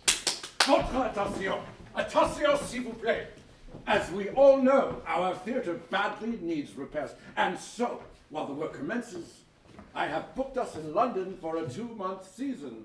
Our company will leave for England immediately. Let everyone know, everyone pack. The House of Molière is going to London. Leave Paris? Impossible. Sarah leads a revolt. I want a future and a pension. I am a mother, and I, Sarah Bernhardt, will not go to London unless I am voted a full company member. Madame, revotez. Monsieur Perrin, all of the London performances starring Sarah Bernhardt are selling out. Unfortunately, only those performances? Without Sarah, we have no London season. Without Sarah, our season is cancelled. What should I do? What shall I tell the press and public? Let her stay home. Not without Sarah. We don't need the great Sarah Bernhardt. Without Sarah, there are no bookings. Without Sarah, no one will buy tickets. Without Sarah, there is no reason, no season. I vote for Sarah Bernhardt to become a full company member For life! And she is voted a full-time company member for life. Oh, with a pension. What can I do? Send a telegram to London. The House of Molière will perform its repertoire featuring the actress Sarah Bernhardt. I prepare to leave for England and sail with the House of Molière. I say goodbye to my darling son Maurice and tell him it will not be long. When the company arrives in England, we are greeted by huge crowds. As Sarah steps off the ship, thousands of people chant and cheer. No one has quite realized Sarah is such a star. Not even Sarah. Oscar Wilde greets Sarah with a kiss on both cheeks. He will one day write Salome for her, in French. One member of the Comédie Française visiting England is agreeable, 2 delightful, 3 stupendous. But to have Sarah Bernhardt as well is... words fail me. Mademoiselle, you are divine. The sobriquet stuck. The divine Sarah. And I owe it all to Oscar Wilde. The Prince of Wales, future King of England, adores Sarah. He engages box seats for each of her performances. He even poses as a corpse just to be on stage with her. I, Edward Jarrett, an American impresario, wait for Sarah with the London bookings. Happily, I speak French. Mademoiselle Bernhardt, I am Edward Jarrett. Edward Jarrett, impresario. I manage artists, and I can make you rich. Mr. Jarrett inspired me with confidence. I adored him. Mademoiselle Bernhardt, the press is here. 20 journalists at the door. You need to see each one individually. Each one alone? No, please, Mr. Jarrett, stay by my side. I will only do this with you. I am here. Remember to smile. Ready for the London critics? Is it true you sleep in a coffin? Oh, you indeed travel with your 4 children. And isn't one by the Pope? Sarah Bernhardt, the fascination of the entire world. 3 times I put rouge on my cheeks and shadow on my eyes. And 3 times I take it all off. My stage fright cripples me, and I'm terrified of failure. If only the public could see me as I really am. Sarah prevails, of course. She and I are sensational. The audience demands us, especially our love scenes. My heart, however, may never mend. I act with my heart and soul, and at the final curtain, the audience is silent, and I'm terrified. Then they begin to applaud. And they do not stop. Curtain call after curtain call. I collapse after every performance. Jean carries me to my dressing room. We are eternal lovers. It is not until I hear Sarah Bernhardt that I realize the music of Racine. Her voice enthralls and enchants me, and the audience adores Sarah. Every seat is booked when Sarah appears. Each ticket sells for 100 times the original price. Sarah has conquered London. The press devours Sarah and spins far-fetched tales. For 5 shillings, see Sarah Bernhardt dressed as a man. For 10 shillings, see Sarah Bernhardt duel. For 20 shillings, you can own your own Sarah cheetah. A cheetah? Oh, sorry, did we not mention the animals? No. Sarah travels with her own menagerie, but more on that later. In London, Sarah comes to understand the public's need to worship an idol. Sarah, the divine. I approach Mademoiselle Bernhardt again. I can make your fortune if you come to America. How can I ever leave Paris? And the house of Molière, I have a contract. And my son and my friends, I could never leave. America will love you, and my country is young and rich. But our plays are in French, and I don't speak a word of English. Your own company, total control. Sarah is used to living lavishly. She loves to spend money. In Paris, she has a son to support, a family, debts. She's being sued by her creditors. Every piece of furniture, the furs she wears on stage. The jewels she owns. Everything is going to be seized. To be offered my own company, to choose the plays, hire the actors, to never again have to beg for work. I sign. I set to work immediately, booking Sarah's first American theater tour. I resign from the house of Molière again and give up my pension. They are furious. All of Paris is furious, but I don't care. I am free. I order Sarah her own Pullman railroad car, the Bernhardt Special, with her own dining car and chef. She insists on being paid $1,000 each performance. In gold coins. Plus expenses. I cable my associate and the press in America. Sarah Bernhardt is coming. You have just one chance to see the divine Sarah. Buy your tickets today.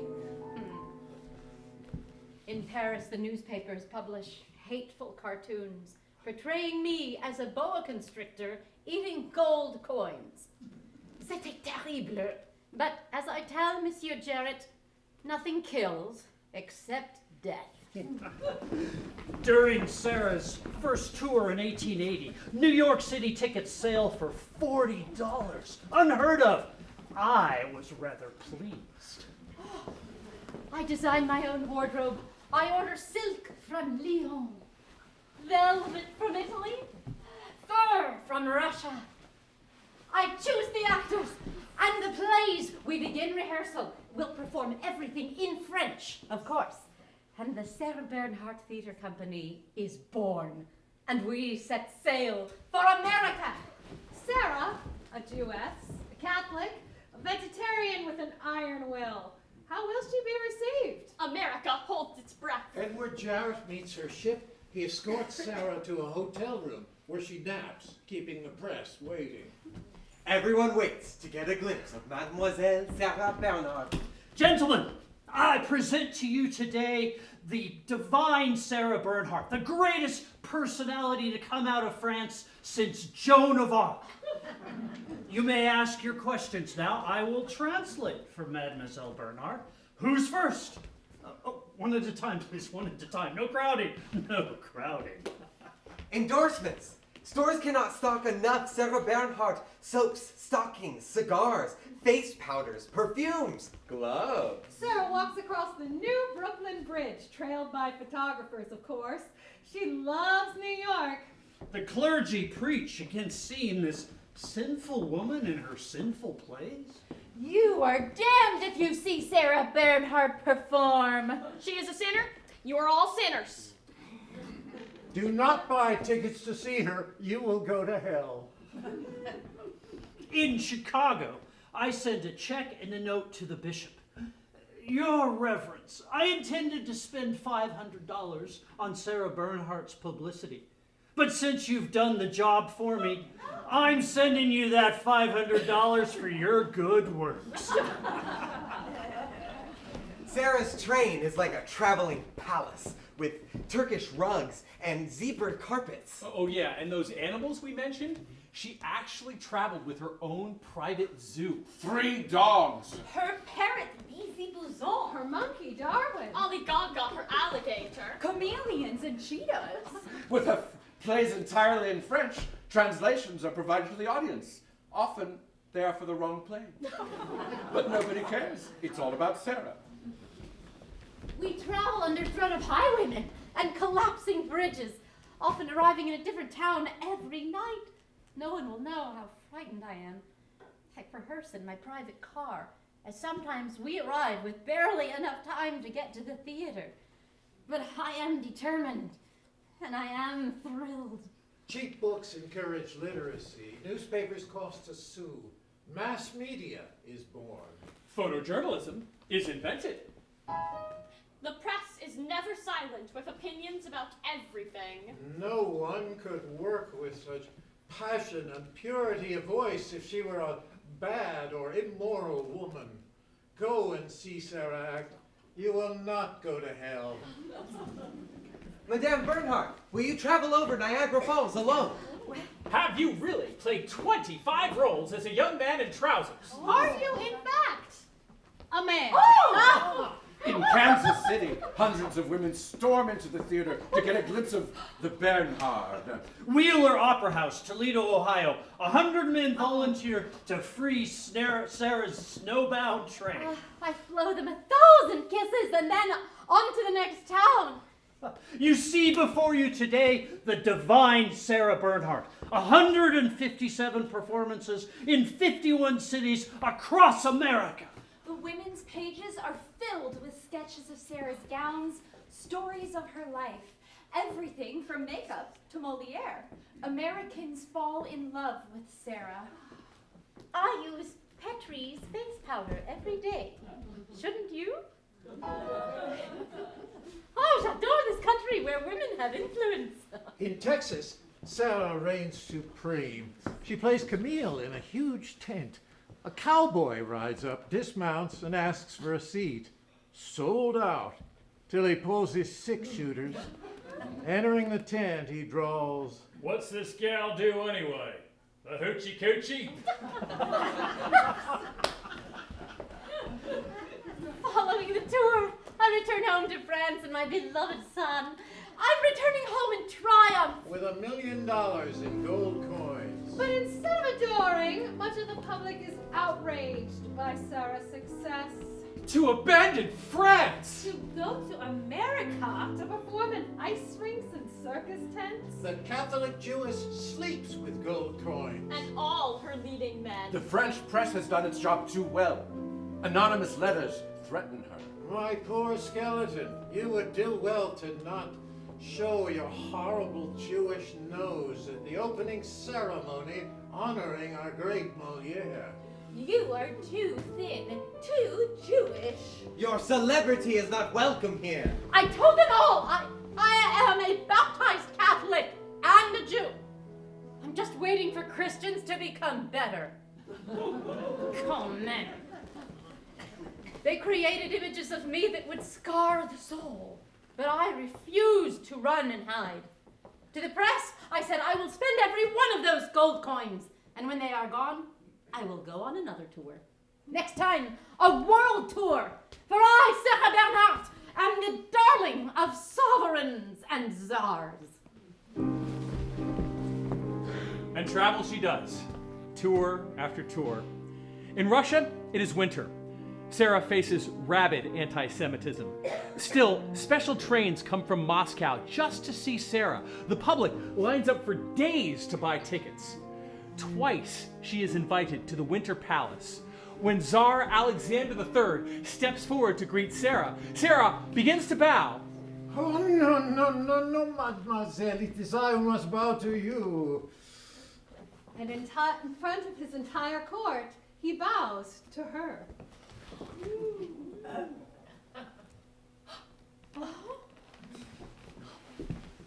The Russian press and public are forever hungry. When I appear, before uttering a single word, the whole audience leaps to its feet, shouting, "Sarah! Sarah! Sarah!" And in Paris? A fickle press would move on to other targets. Memories are short, but the shadow of Sarah's celebrity is long. She continues to perform, both at home and abroad. Astonishing audiences wherever she appears. In Paris, Sarah is inevitably forgiven. She organizes a patriotic spectacle to honor les mutilés de guerre, with the President of France in attendance. Draped in a white robe and tricolor sash, she sings the Marseillaise. The result? Standing ovations, flowers, not a dry eye in the house. Sarah is France's jewel. She is deified once again. The great playwrights of her day write new works just for her. Always living beyond her extraordinary means, Sarah simply embarks on another tour to replenish her coffers. New leading men. New lovers. Sarah establishes her own elaborate theater, Le Théâtre de Sarah Bernhardt. With his iconic Art Nouveau posters of her, Sarah literally creates the career of the great graphic artist Mucha. For 12 years, she stages one farewell tour after another. The 1906 San Francisco earthquake nearly stopped Sarah in her tracks, but undaunted, she crossed the bay and played the Hearst Greek Theater in Berkeley. In Rio de Janeiro, as Tosca, she leaps over a parapet, which a careless stagehand has neglected to place a mattress and seriously injures her knee, perhaps re-injuring the old shattered kneecap from childhood. That injury would cause her excruciating pain, ultimately resulting in the amputation of her leg.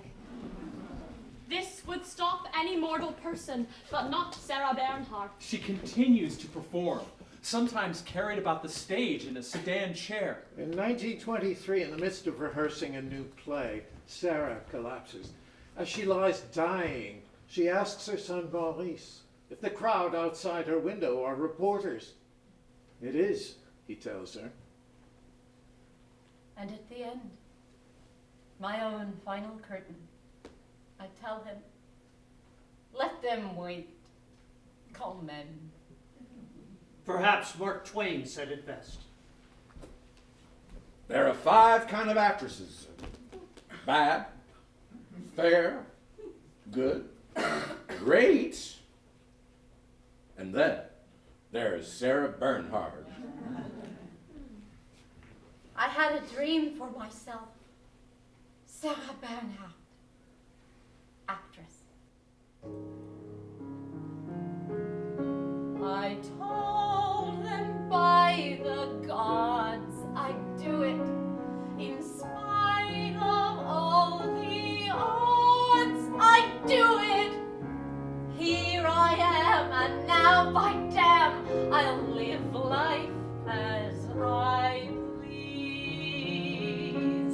When they laughed, I swore I'd show them there is nothing more I owe them. Here I am, and now by damn, I've no one to appease.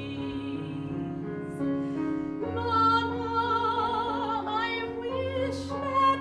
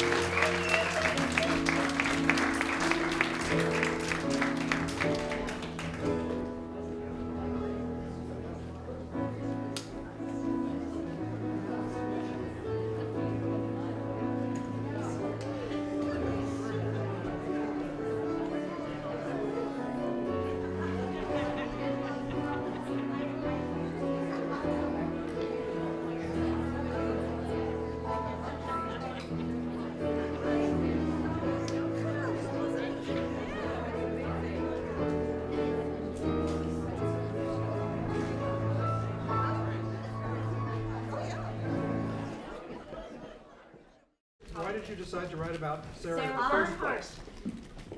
Because we wouldn't be sitting here if you hadn't. It was a wonderful idea. I think she's had a magnificent life. She's extraordinarily interesting. I received a grant to go and examine the idea, which I did in England and in France, and then came back, and Elaine and I, and we had another theater friend initially working with us to create a musical. We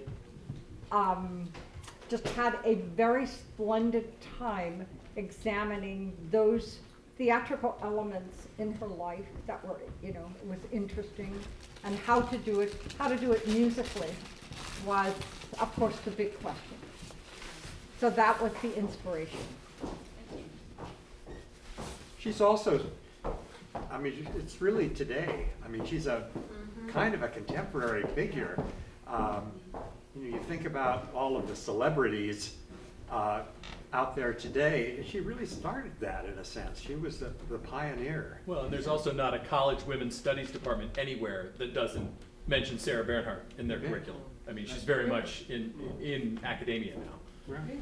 That's great. Oh, yeah, I actually didn't know that. Oh, yeah, absolutely. That's fascinating, yeah. And how many times have you heard in your life, you're acting like you're Sarah Bernhardt, when you've been a kid and you've been crabby or whatever?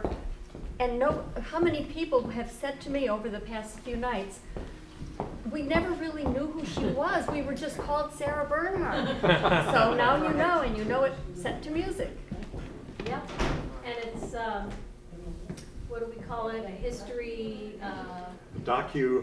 Well, you, Sort of a bio musical. Yeah. Bio-musical, not biopic, yeah. And Really actually, fun pretty way to much, tell the story, yeah. pretty much everything in the show is accurate. I Some thought of it was amazing that she worked her own contract. I mean, you hear about that happening in Hollywood today when stars start saying, I'm not going to do it unless I do this or that. And if that part is accurate, that she said, I want to be, you know, a patron, not a patron of the play, but I an think owner that of the she had a play. very, very good business sense. Yeah.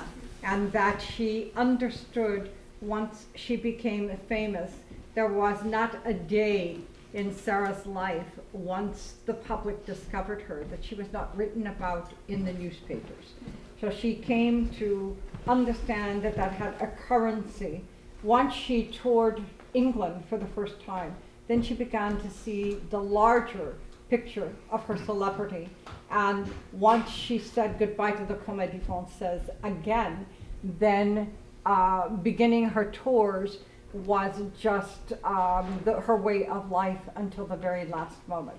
But I think that she very much was raised in one of the things this time around with Sarah's life that I had more time to examine was her relationship with her mother and what the mother's life was like as a courtesan. That was a business, and it required you to be definitely on stage all the time, and to also make certain that there was money in the house. So I don't think there was ever a moment where she wasn't aware of the need to bring in money. And then once she understood that she had her own identity and currency and a way of monopolizing, to use a current word, she definitely had had experience in that. And I thought that was a much more interesting part of understanding contextually Sarah's life. And in fact, actresses at that time were not well paid. What has changed? Took the words out of my mouth. But and in fact, it was very common for actresses to be courtesans also. You know, we have a much more kind of puritanical view of sex than the French. It was not, to be a courtesan was not, it wasn't to be a whore. You know, it was quite different. It was an elevated status and a way that women could take care of themselves. And I think probably Sarah looked at the men around her and thought, hell no, I can do that. You know, I can be my own person. I don't have to be on the arm of a man all the time. Although she had plenty of men in her life, it was more for her pleasure, I think. Don't you think, June? Yeah. Than her necessity. Yeah. And opportunity. And I think that's what we were definitely trying to do in the show, was to create this wonderful heroine, a wonderful woman for all ages that takes charge of her life and is able to go out and do it successfully. It's one thing to, not be able to do it successfully, but she was so successful. So I think that that is just wonderful. Yes? Was there anything about the relationship with her son?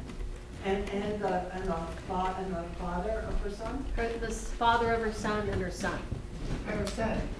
Well, in fact, her son was the absolute light of her life. He was hopelessly spoiled. He got everything he wanted. It was said he never worked a day in his life. He married, he produced a grandchild, which thrilled her. Two grandchildren. Two grandchildren. Two Two daughters. And so he was terribly important to her. So in a sense, she turned that mother-child relationship around, didn't she? She very much took care of her family. All of her family members, that was just very much a part of what she understood, I think, about her life. But we are very curious to know, now that you have seen the show, what are some of your ideas and thoughts? What did you like about it? What was interesting to you? And if you have questions too, that's fine too. And we've got some wonderful actors here too, so you might want to. And Sarah will be down, I'm sure. One of the things I was quite interested in, it was very new for me to see the actors all on stage together, all at once. I'd like to hear some reactions from the actors in terms of A, learning how to do that, because it seems to me to be really difficult, and secondly, how it plays each time you play. So that's a perfect question. Why don't we start with Ron, and then we'll move. I was going to say we can't react because we're too damn tired of doing it. It is astoundingly exhausting. It's amazing. All the parts you played. I'm Ron Talbot, and I played Jarrett, the war lover, the general, and then the snooty director. And other things too. and lots of bits and pieces here and there. And it was a hell of a lot of work. It was really hard. It's the hardest play I've ever done in my life. And he's done lots of plays. Pity us and give extra money to Ross Valley players because we work so hard.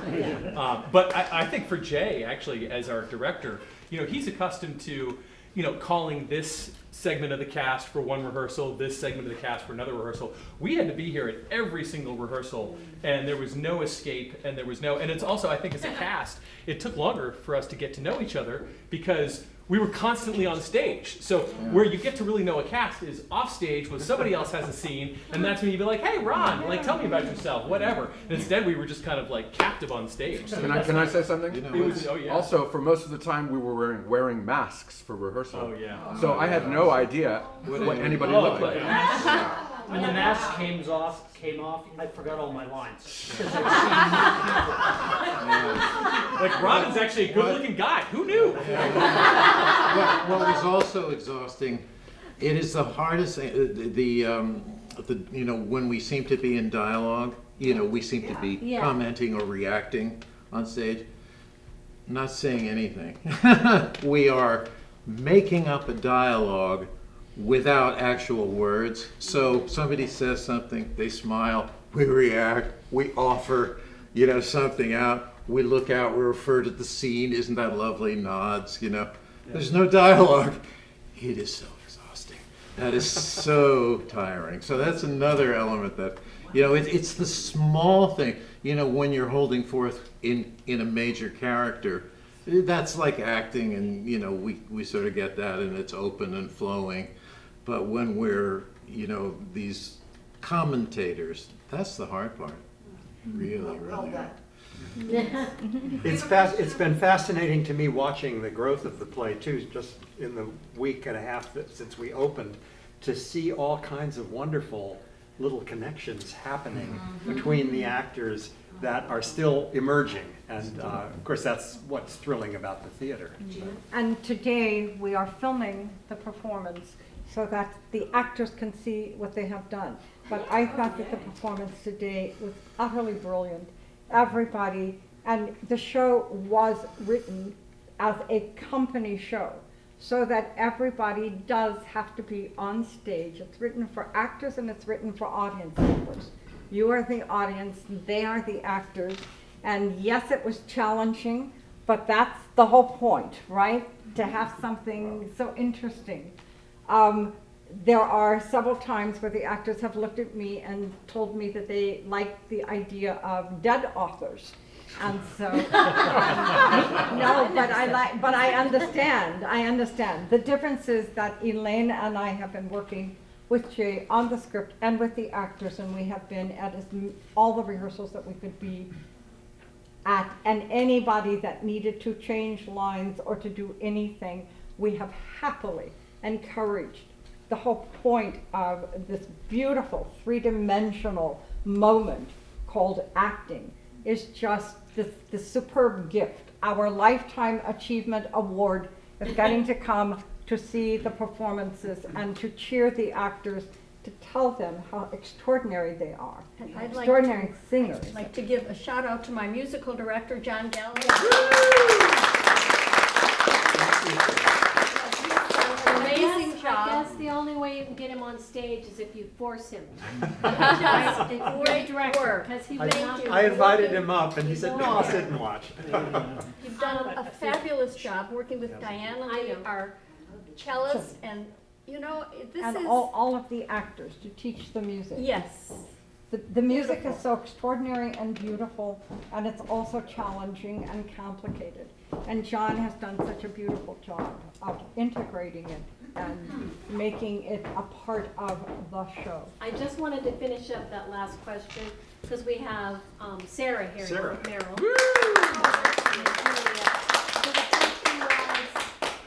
Everybody's on stage 100% of the time. You're the only one that actually is off stage for like 3 seconds. For costume changes. Yeah, what's that like? And then I would definitely. I just wonder, how did you get all your research? Because it's a long time ago. Could we hear? We couldn't hear the question. Research. Research. How did you get all your research?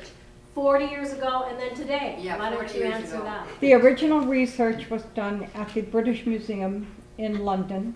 I had a letter authenticating the need to do the research.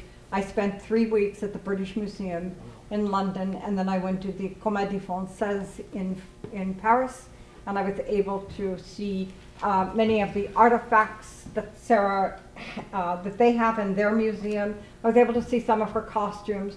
The theater in Paris was wonderful and very welcoming.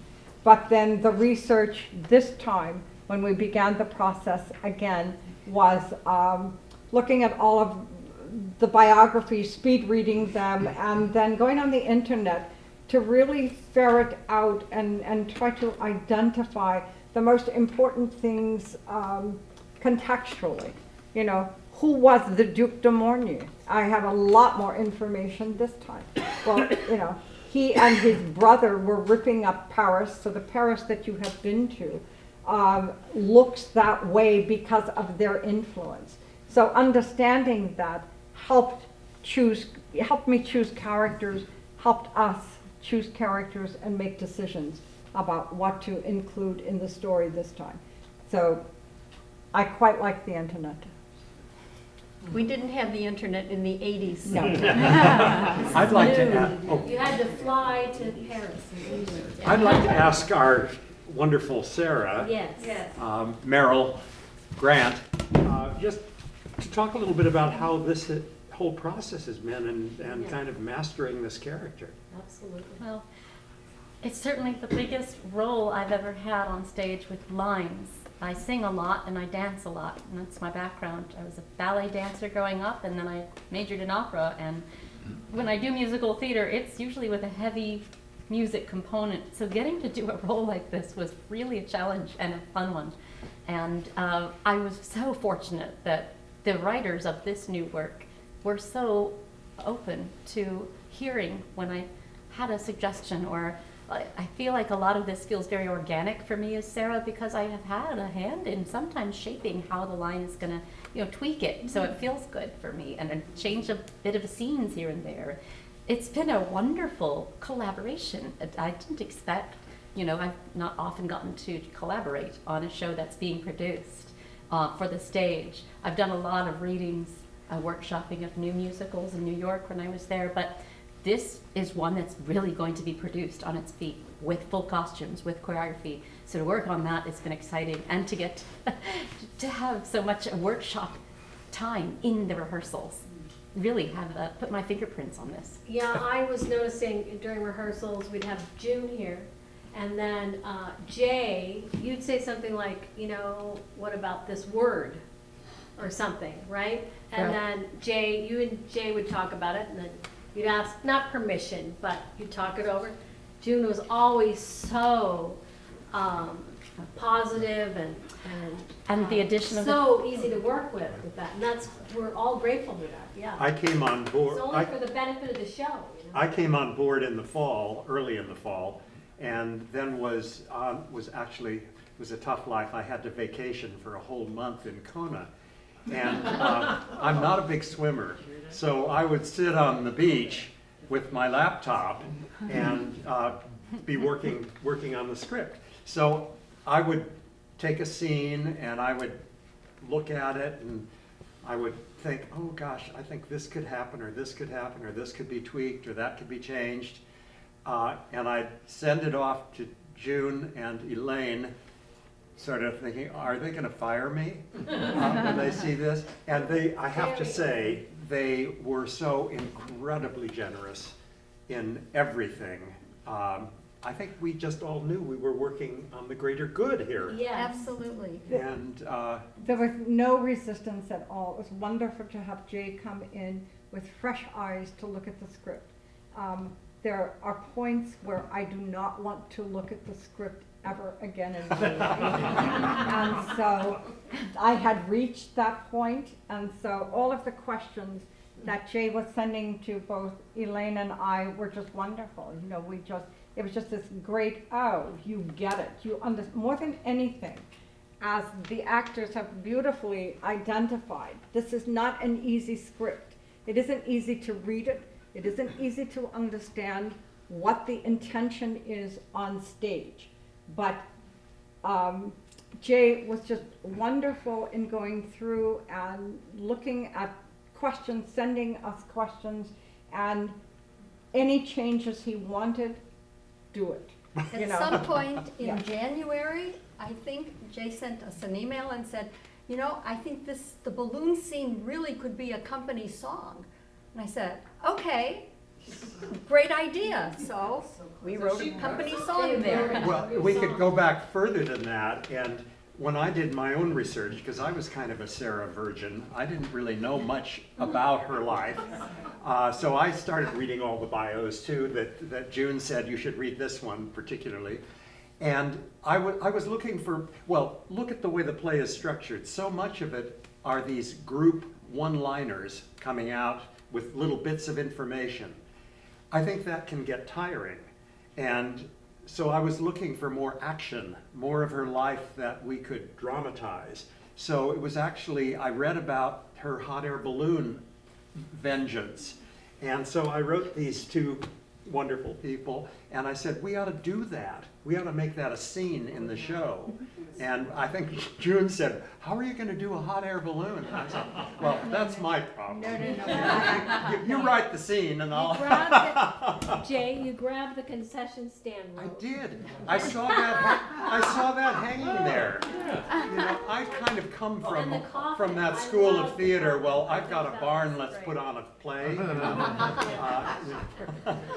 Mickey and Judy, but can I also just say very, very quickly how stunningly brilliant each of the actors are. Ron is so wonderful in all of the roles that he embraced. Our beautiful, beautiful Brad, who comes out and rips your heart out with the prince and then plays these great character roles. Keith is consistently there as this wonderful, wonderful actor. And Robin is just stunning. Julia is beautiful and got to sing the Flower Girl song, which we love. And then Meryl never gets to breathe or do anything other than be Sarah for, more than 2 hours. But we are on our absolute, there has to be a better word than gratitude, but we are so enchanted when we come to the theater every night to see the show. It's an enchanting, wonderful experience to see everybody building these beautiful performances, which you can't write it down. That's not what it's about. That's not what theater is about. And so it has just been, my heart bursts with joy and with, oh, you get it, you understand. So I thank you. I am publicly thanking you. I'm going on record. Some questions for the actors, maybe. May I say, this talkback, sure. This talkback is very, very important. So thank you for your questions and talking to us. Yes. The costuming was superb. Yes. Costuming. I don't know where you got them all. Well, Michael Berg is the costume designer. I think he's in the building somewhere, but he's Is not. he today? Yeah, he was in earlier. Yeah. How difficult was it to coordinate all the coming and going and moving? Ask the actors. Yeah, let's do this over the actors. It looked like it flowed very, very nicely, but There was a time where it was just bounce, thump, Yeah, I crunch, imagine trip. There was a time when our brains were filled with mental diagrams, in front of the block to the left of the stage left block. And we had pencils with really good erasers. Yeah, always. Yeah. Robin? I was lost half the time. What I realized is that we made it look easy.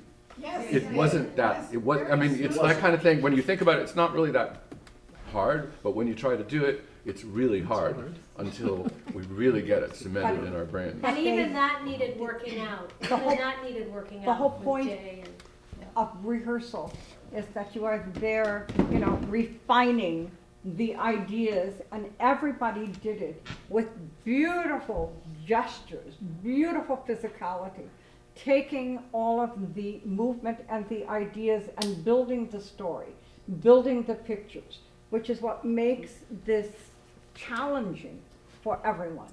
And I'm sorry about that, but also so delighted with what we get to see. But Jay orchestrated every movement. Yes. Our director is who put people in their place and got them moving around quietly so you don't notice, so you're focusing on the dialogue, who is ever speaking, and other people are moving very carefully. That's Jay's direction. Well, I have the funniest looking, a director has what you call a prompt book or whatever you call it, his script or her script, in which all of the movement is recorded or written down. Mine, especially by the time we got to Act 2, which turned out to be much trickier than Act 1, mine has these fold-out charts, sometimes 2 or 3 between one page and the next, just trying to plot out where people move next. it looks like a playbook, like a football playbook. It does kind of. Yeah. It is kind of. Exactly. And I know I drove Exactly these right. 10 wonderful actors absolutely crazy. And there were times that I wasn't sure if I was safe walking out to my car. But God loved them, they forgave me, and I think. Just the parking lot was dark, we have that. See if they ever audition for something I direct again. It's a short walk. Can I just also ask the actors, what is it like now that you've been in front of audiences for a week and a half? Are you enjoying? Well, I mean, that's why we do it, right? Okay. Do you mean the feeling or but the they're getting the humor, they're getting, Yeah. this wonderful response. of Today's understanding. audience was, I think, one of Yeah, the you guys most were live great. we've ever Yeah. had. Yeah. Absolutely, yes. Thank you for the outstanding play and the outstanding performance. I just have a question. When Sarah Bernhardt traveled to these other countries, how did she handle the language? Yes, I asked She just spoke French, as far as I can tell. Translator. She was very stubborn. Fairly certain that the people accompanying her, who were earning a great deal of money by her presence, were taking care of her and dealing with the languages. But she was also pretty smart. It reminds me a little bit of the Dodgers signed this Japanese baseball player. He doesn't speak a word of English, and he has his translators following him around everywhere. And I always think of Sarah Bernhardt when I see him. We have time for this one. I fired him. Okay, that's it. There's a monologue, Phaedra. Yes. I'd be interested in how that, the genesis of it, how it's formed. Very effective. Meryl? Yeah.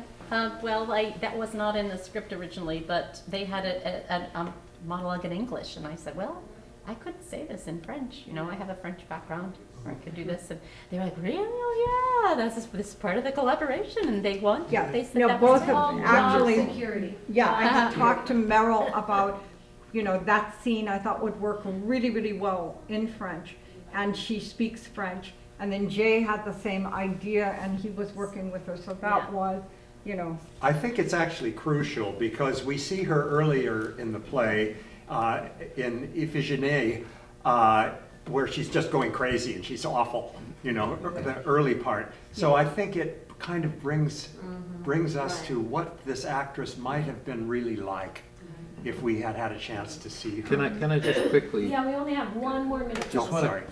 Oscar Wilde had the comment, you know, it's not until I hear Sarah Bernhardt that I realize the music of Racine, no translation can do it, not even close. Yeah. That was the music of Racine.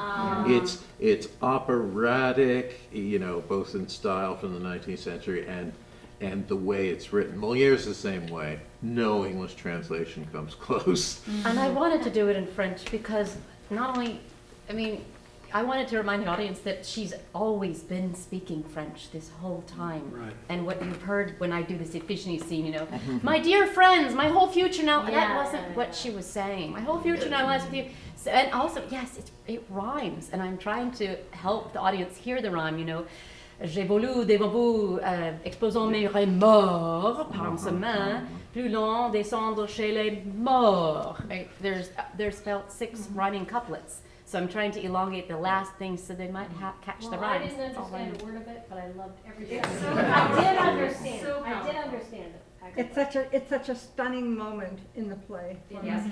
You know, We only have one every more moment, minute. my We have favorite. One more but question. I love the Yes. French. Did you have a question? Oh, I see. You were both asking. All right.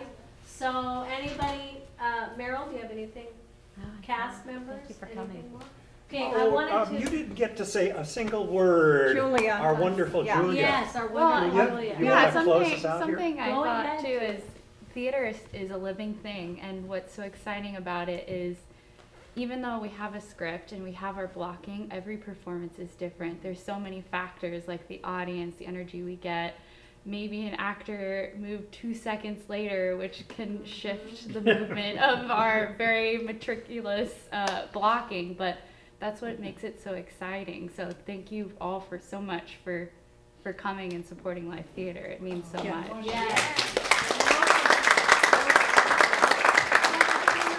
It's never the same twice. I mean, it's never the same. It's like Thank you so much for staying. I Thank did you want for to your mention questions. when Keith was talking, tonight at 7, we have, Keith's play is going to be the second play. We'll probably start around 8. But at 7, we have Cowboy and Widow, which it has about 4 songs in it. It's a wonderful short play. So 2 short plays are going to be readings, not full productions, but that starts at 7 tonight. And Keith is also a playwright, like the Duke, right?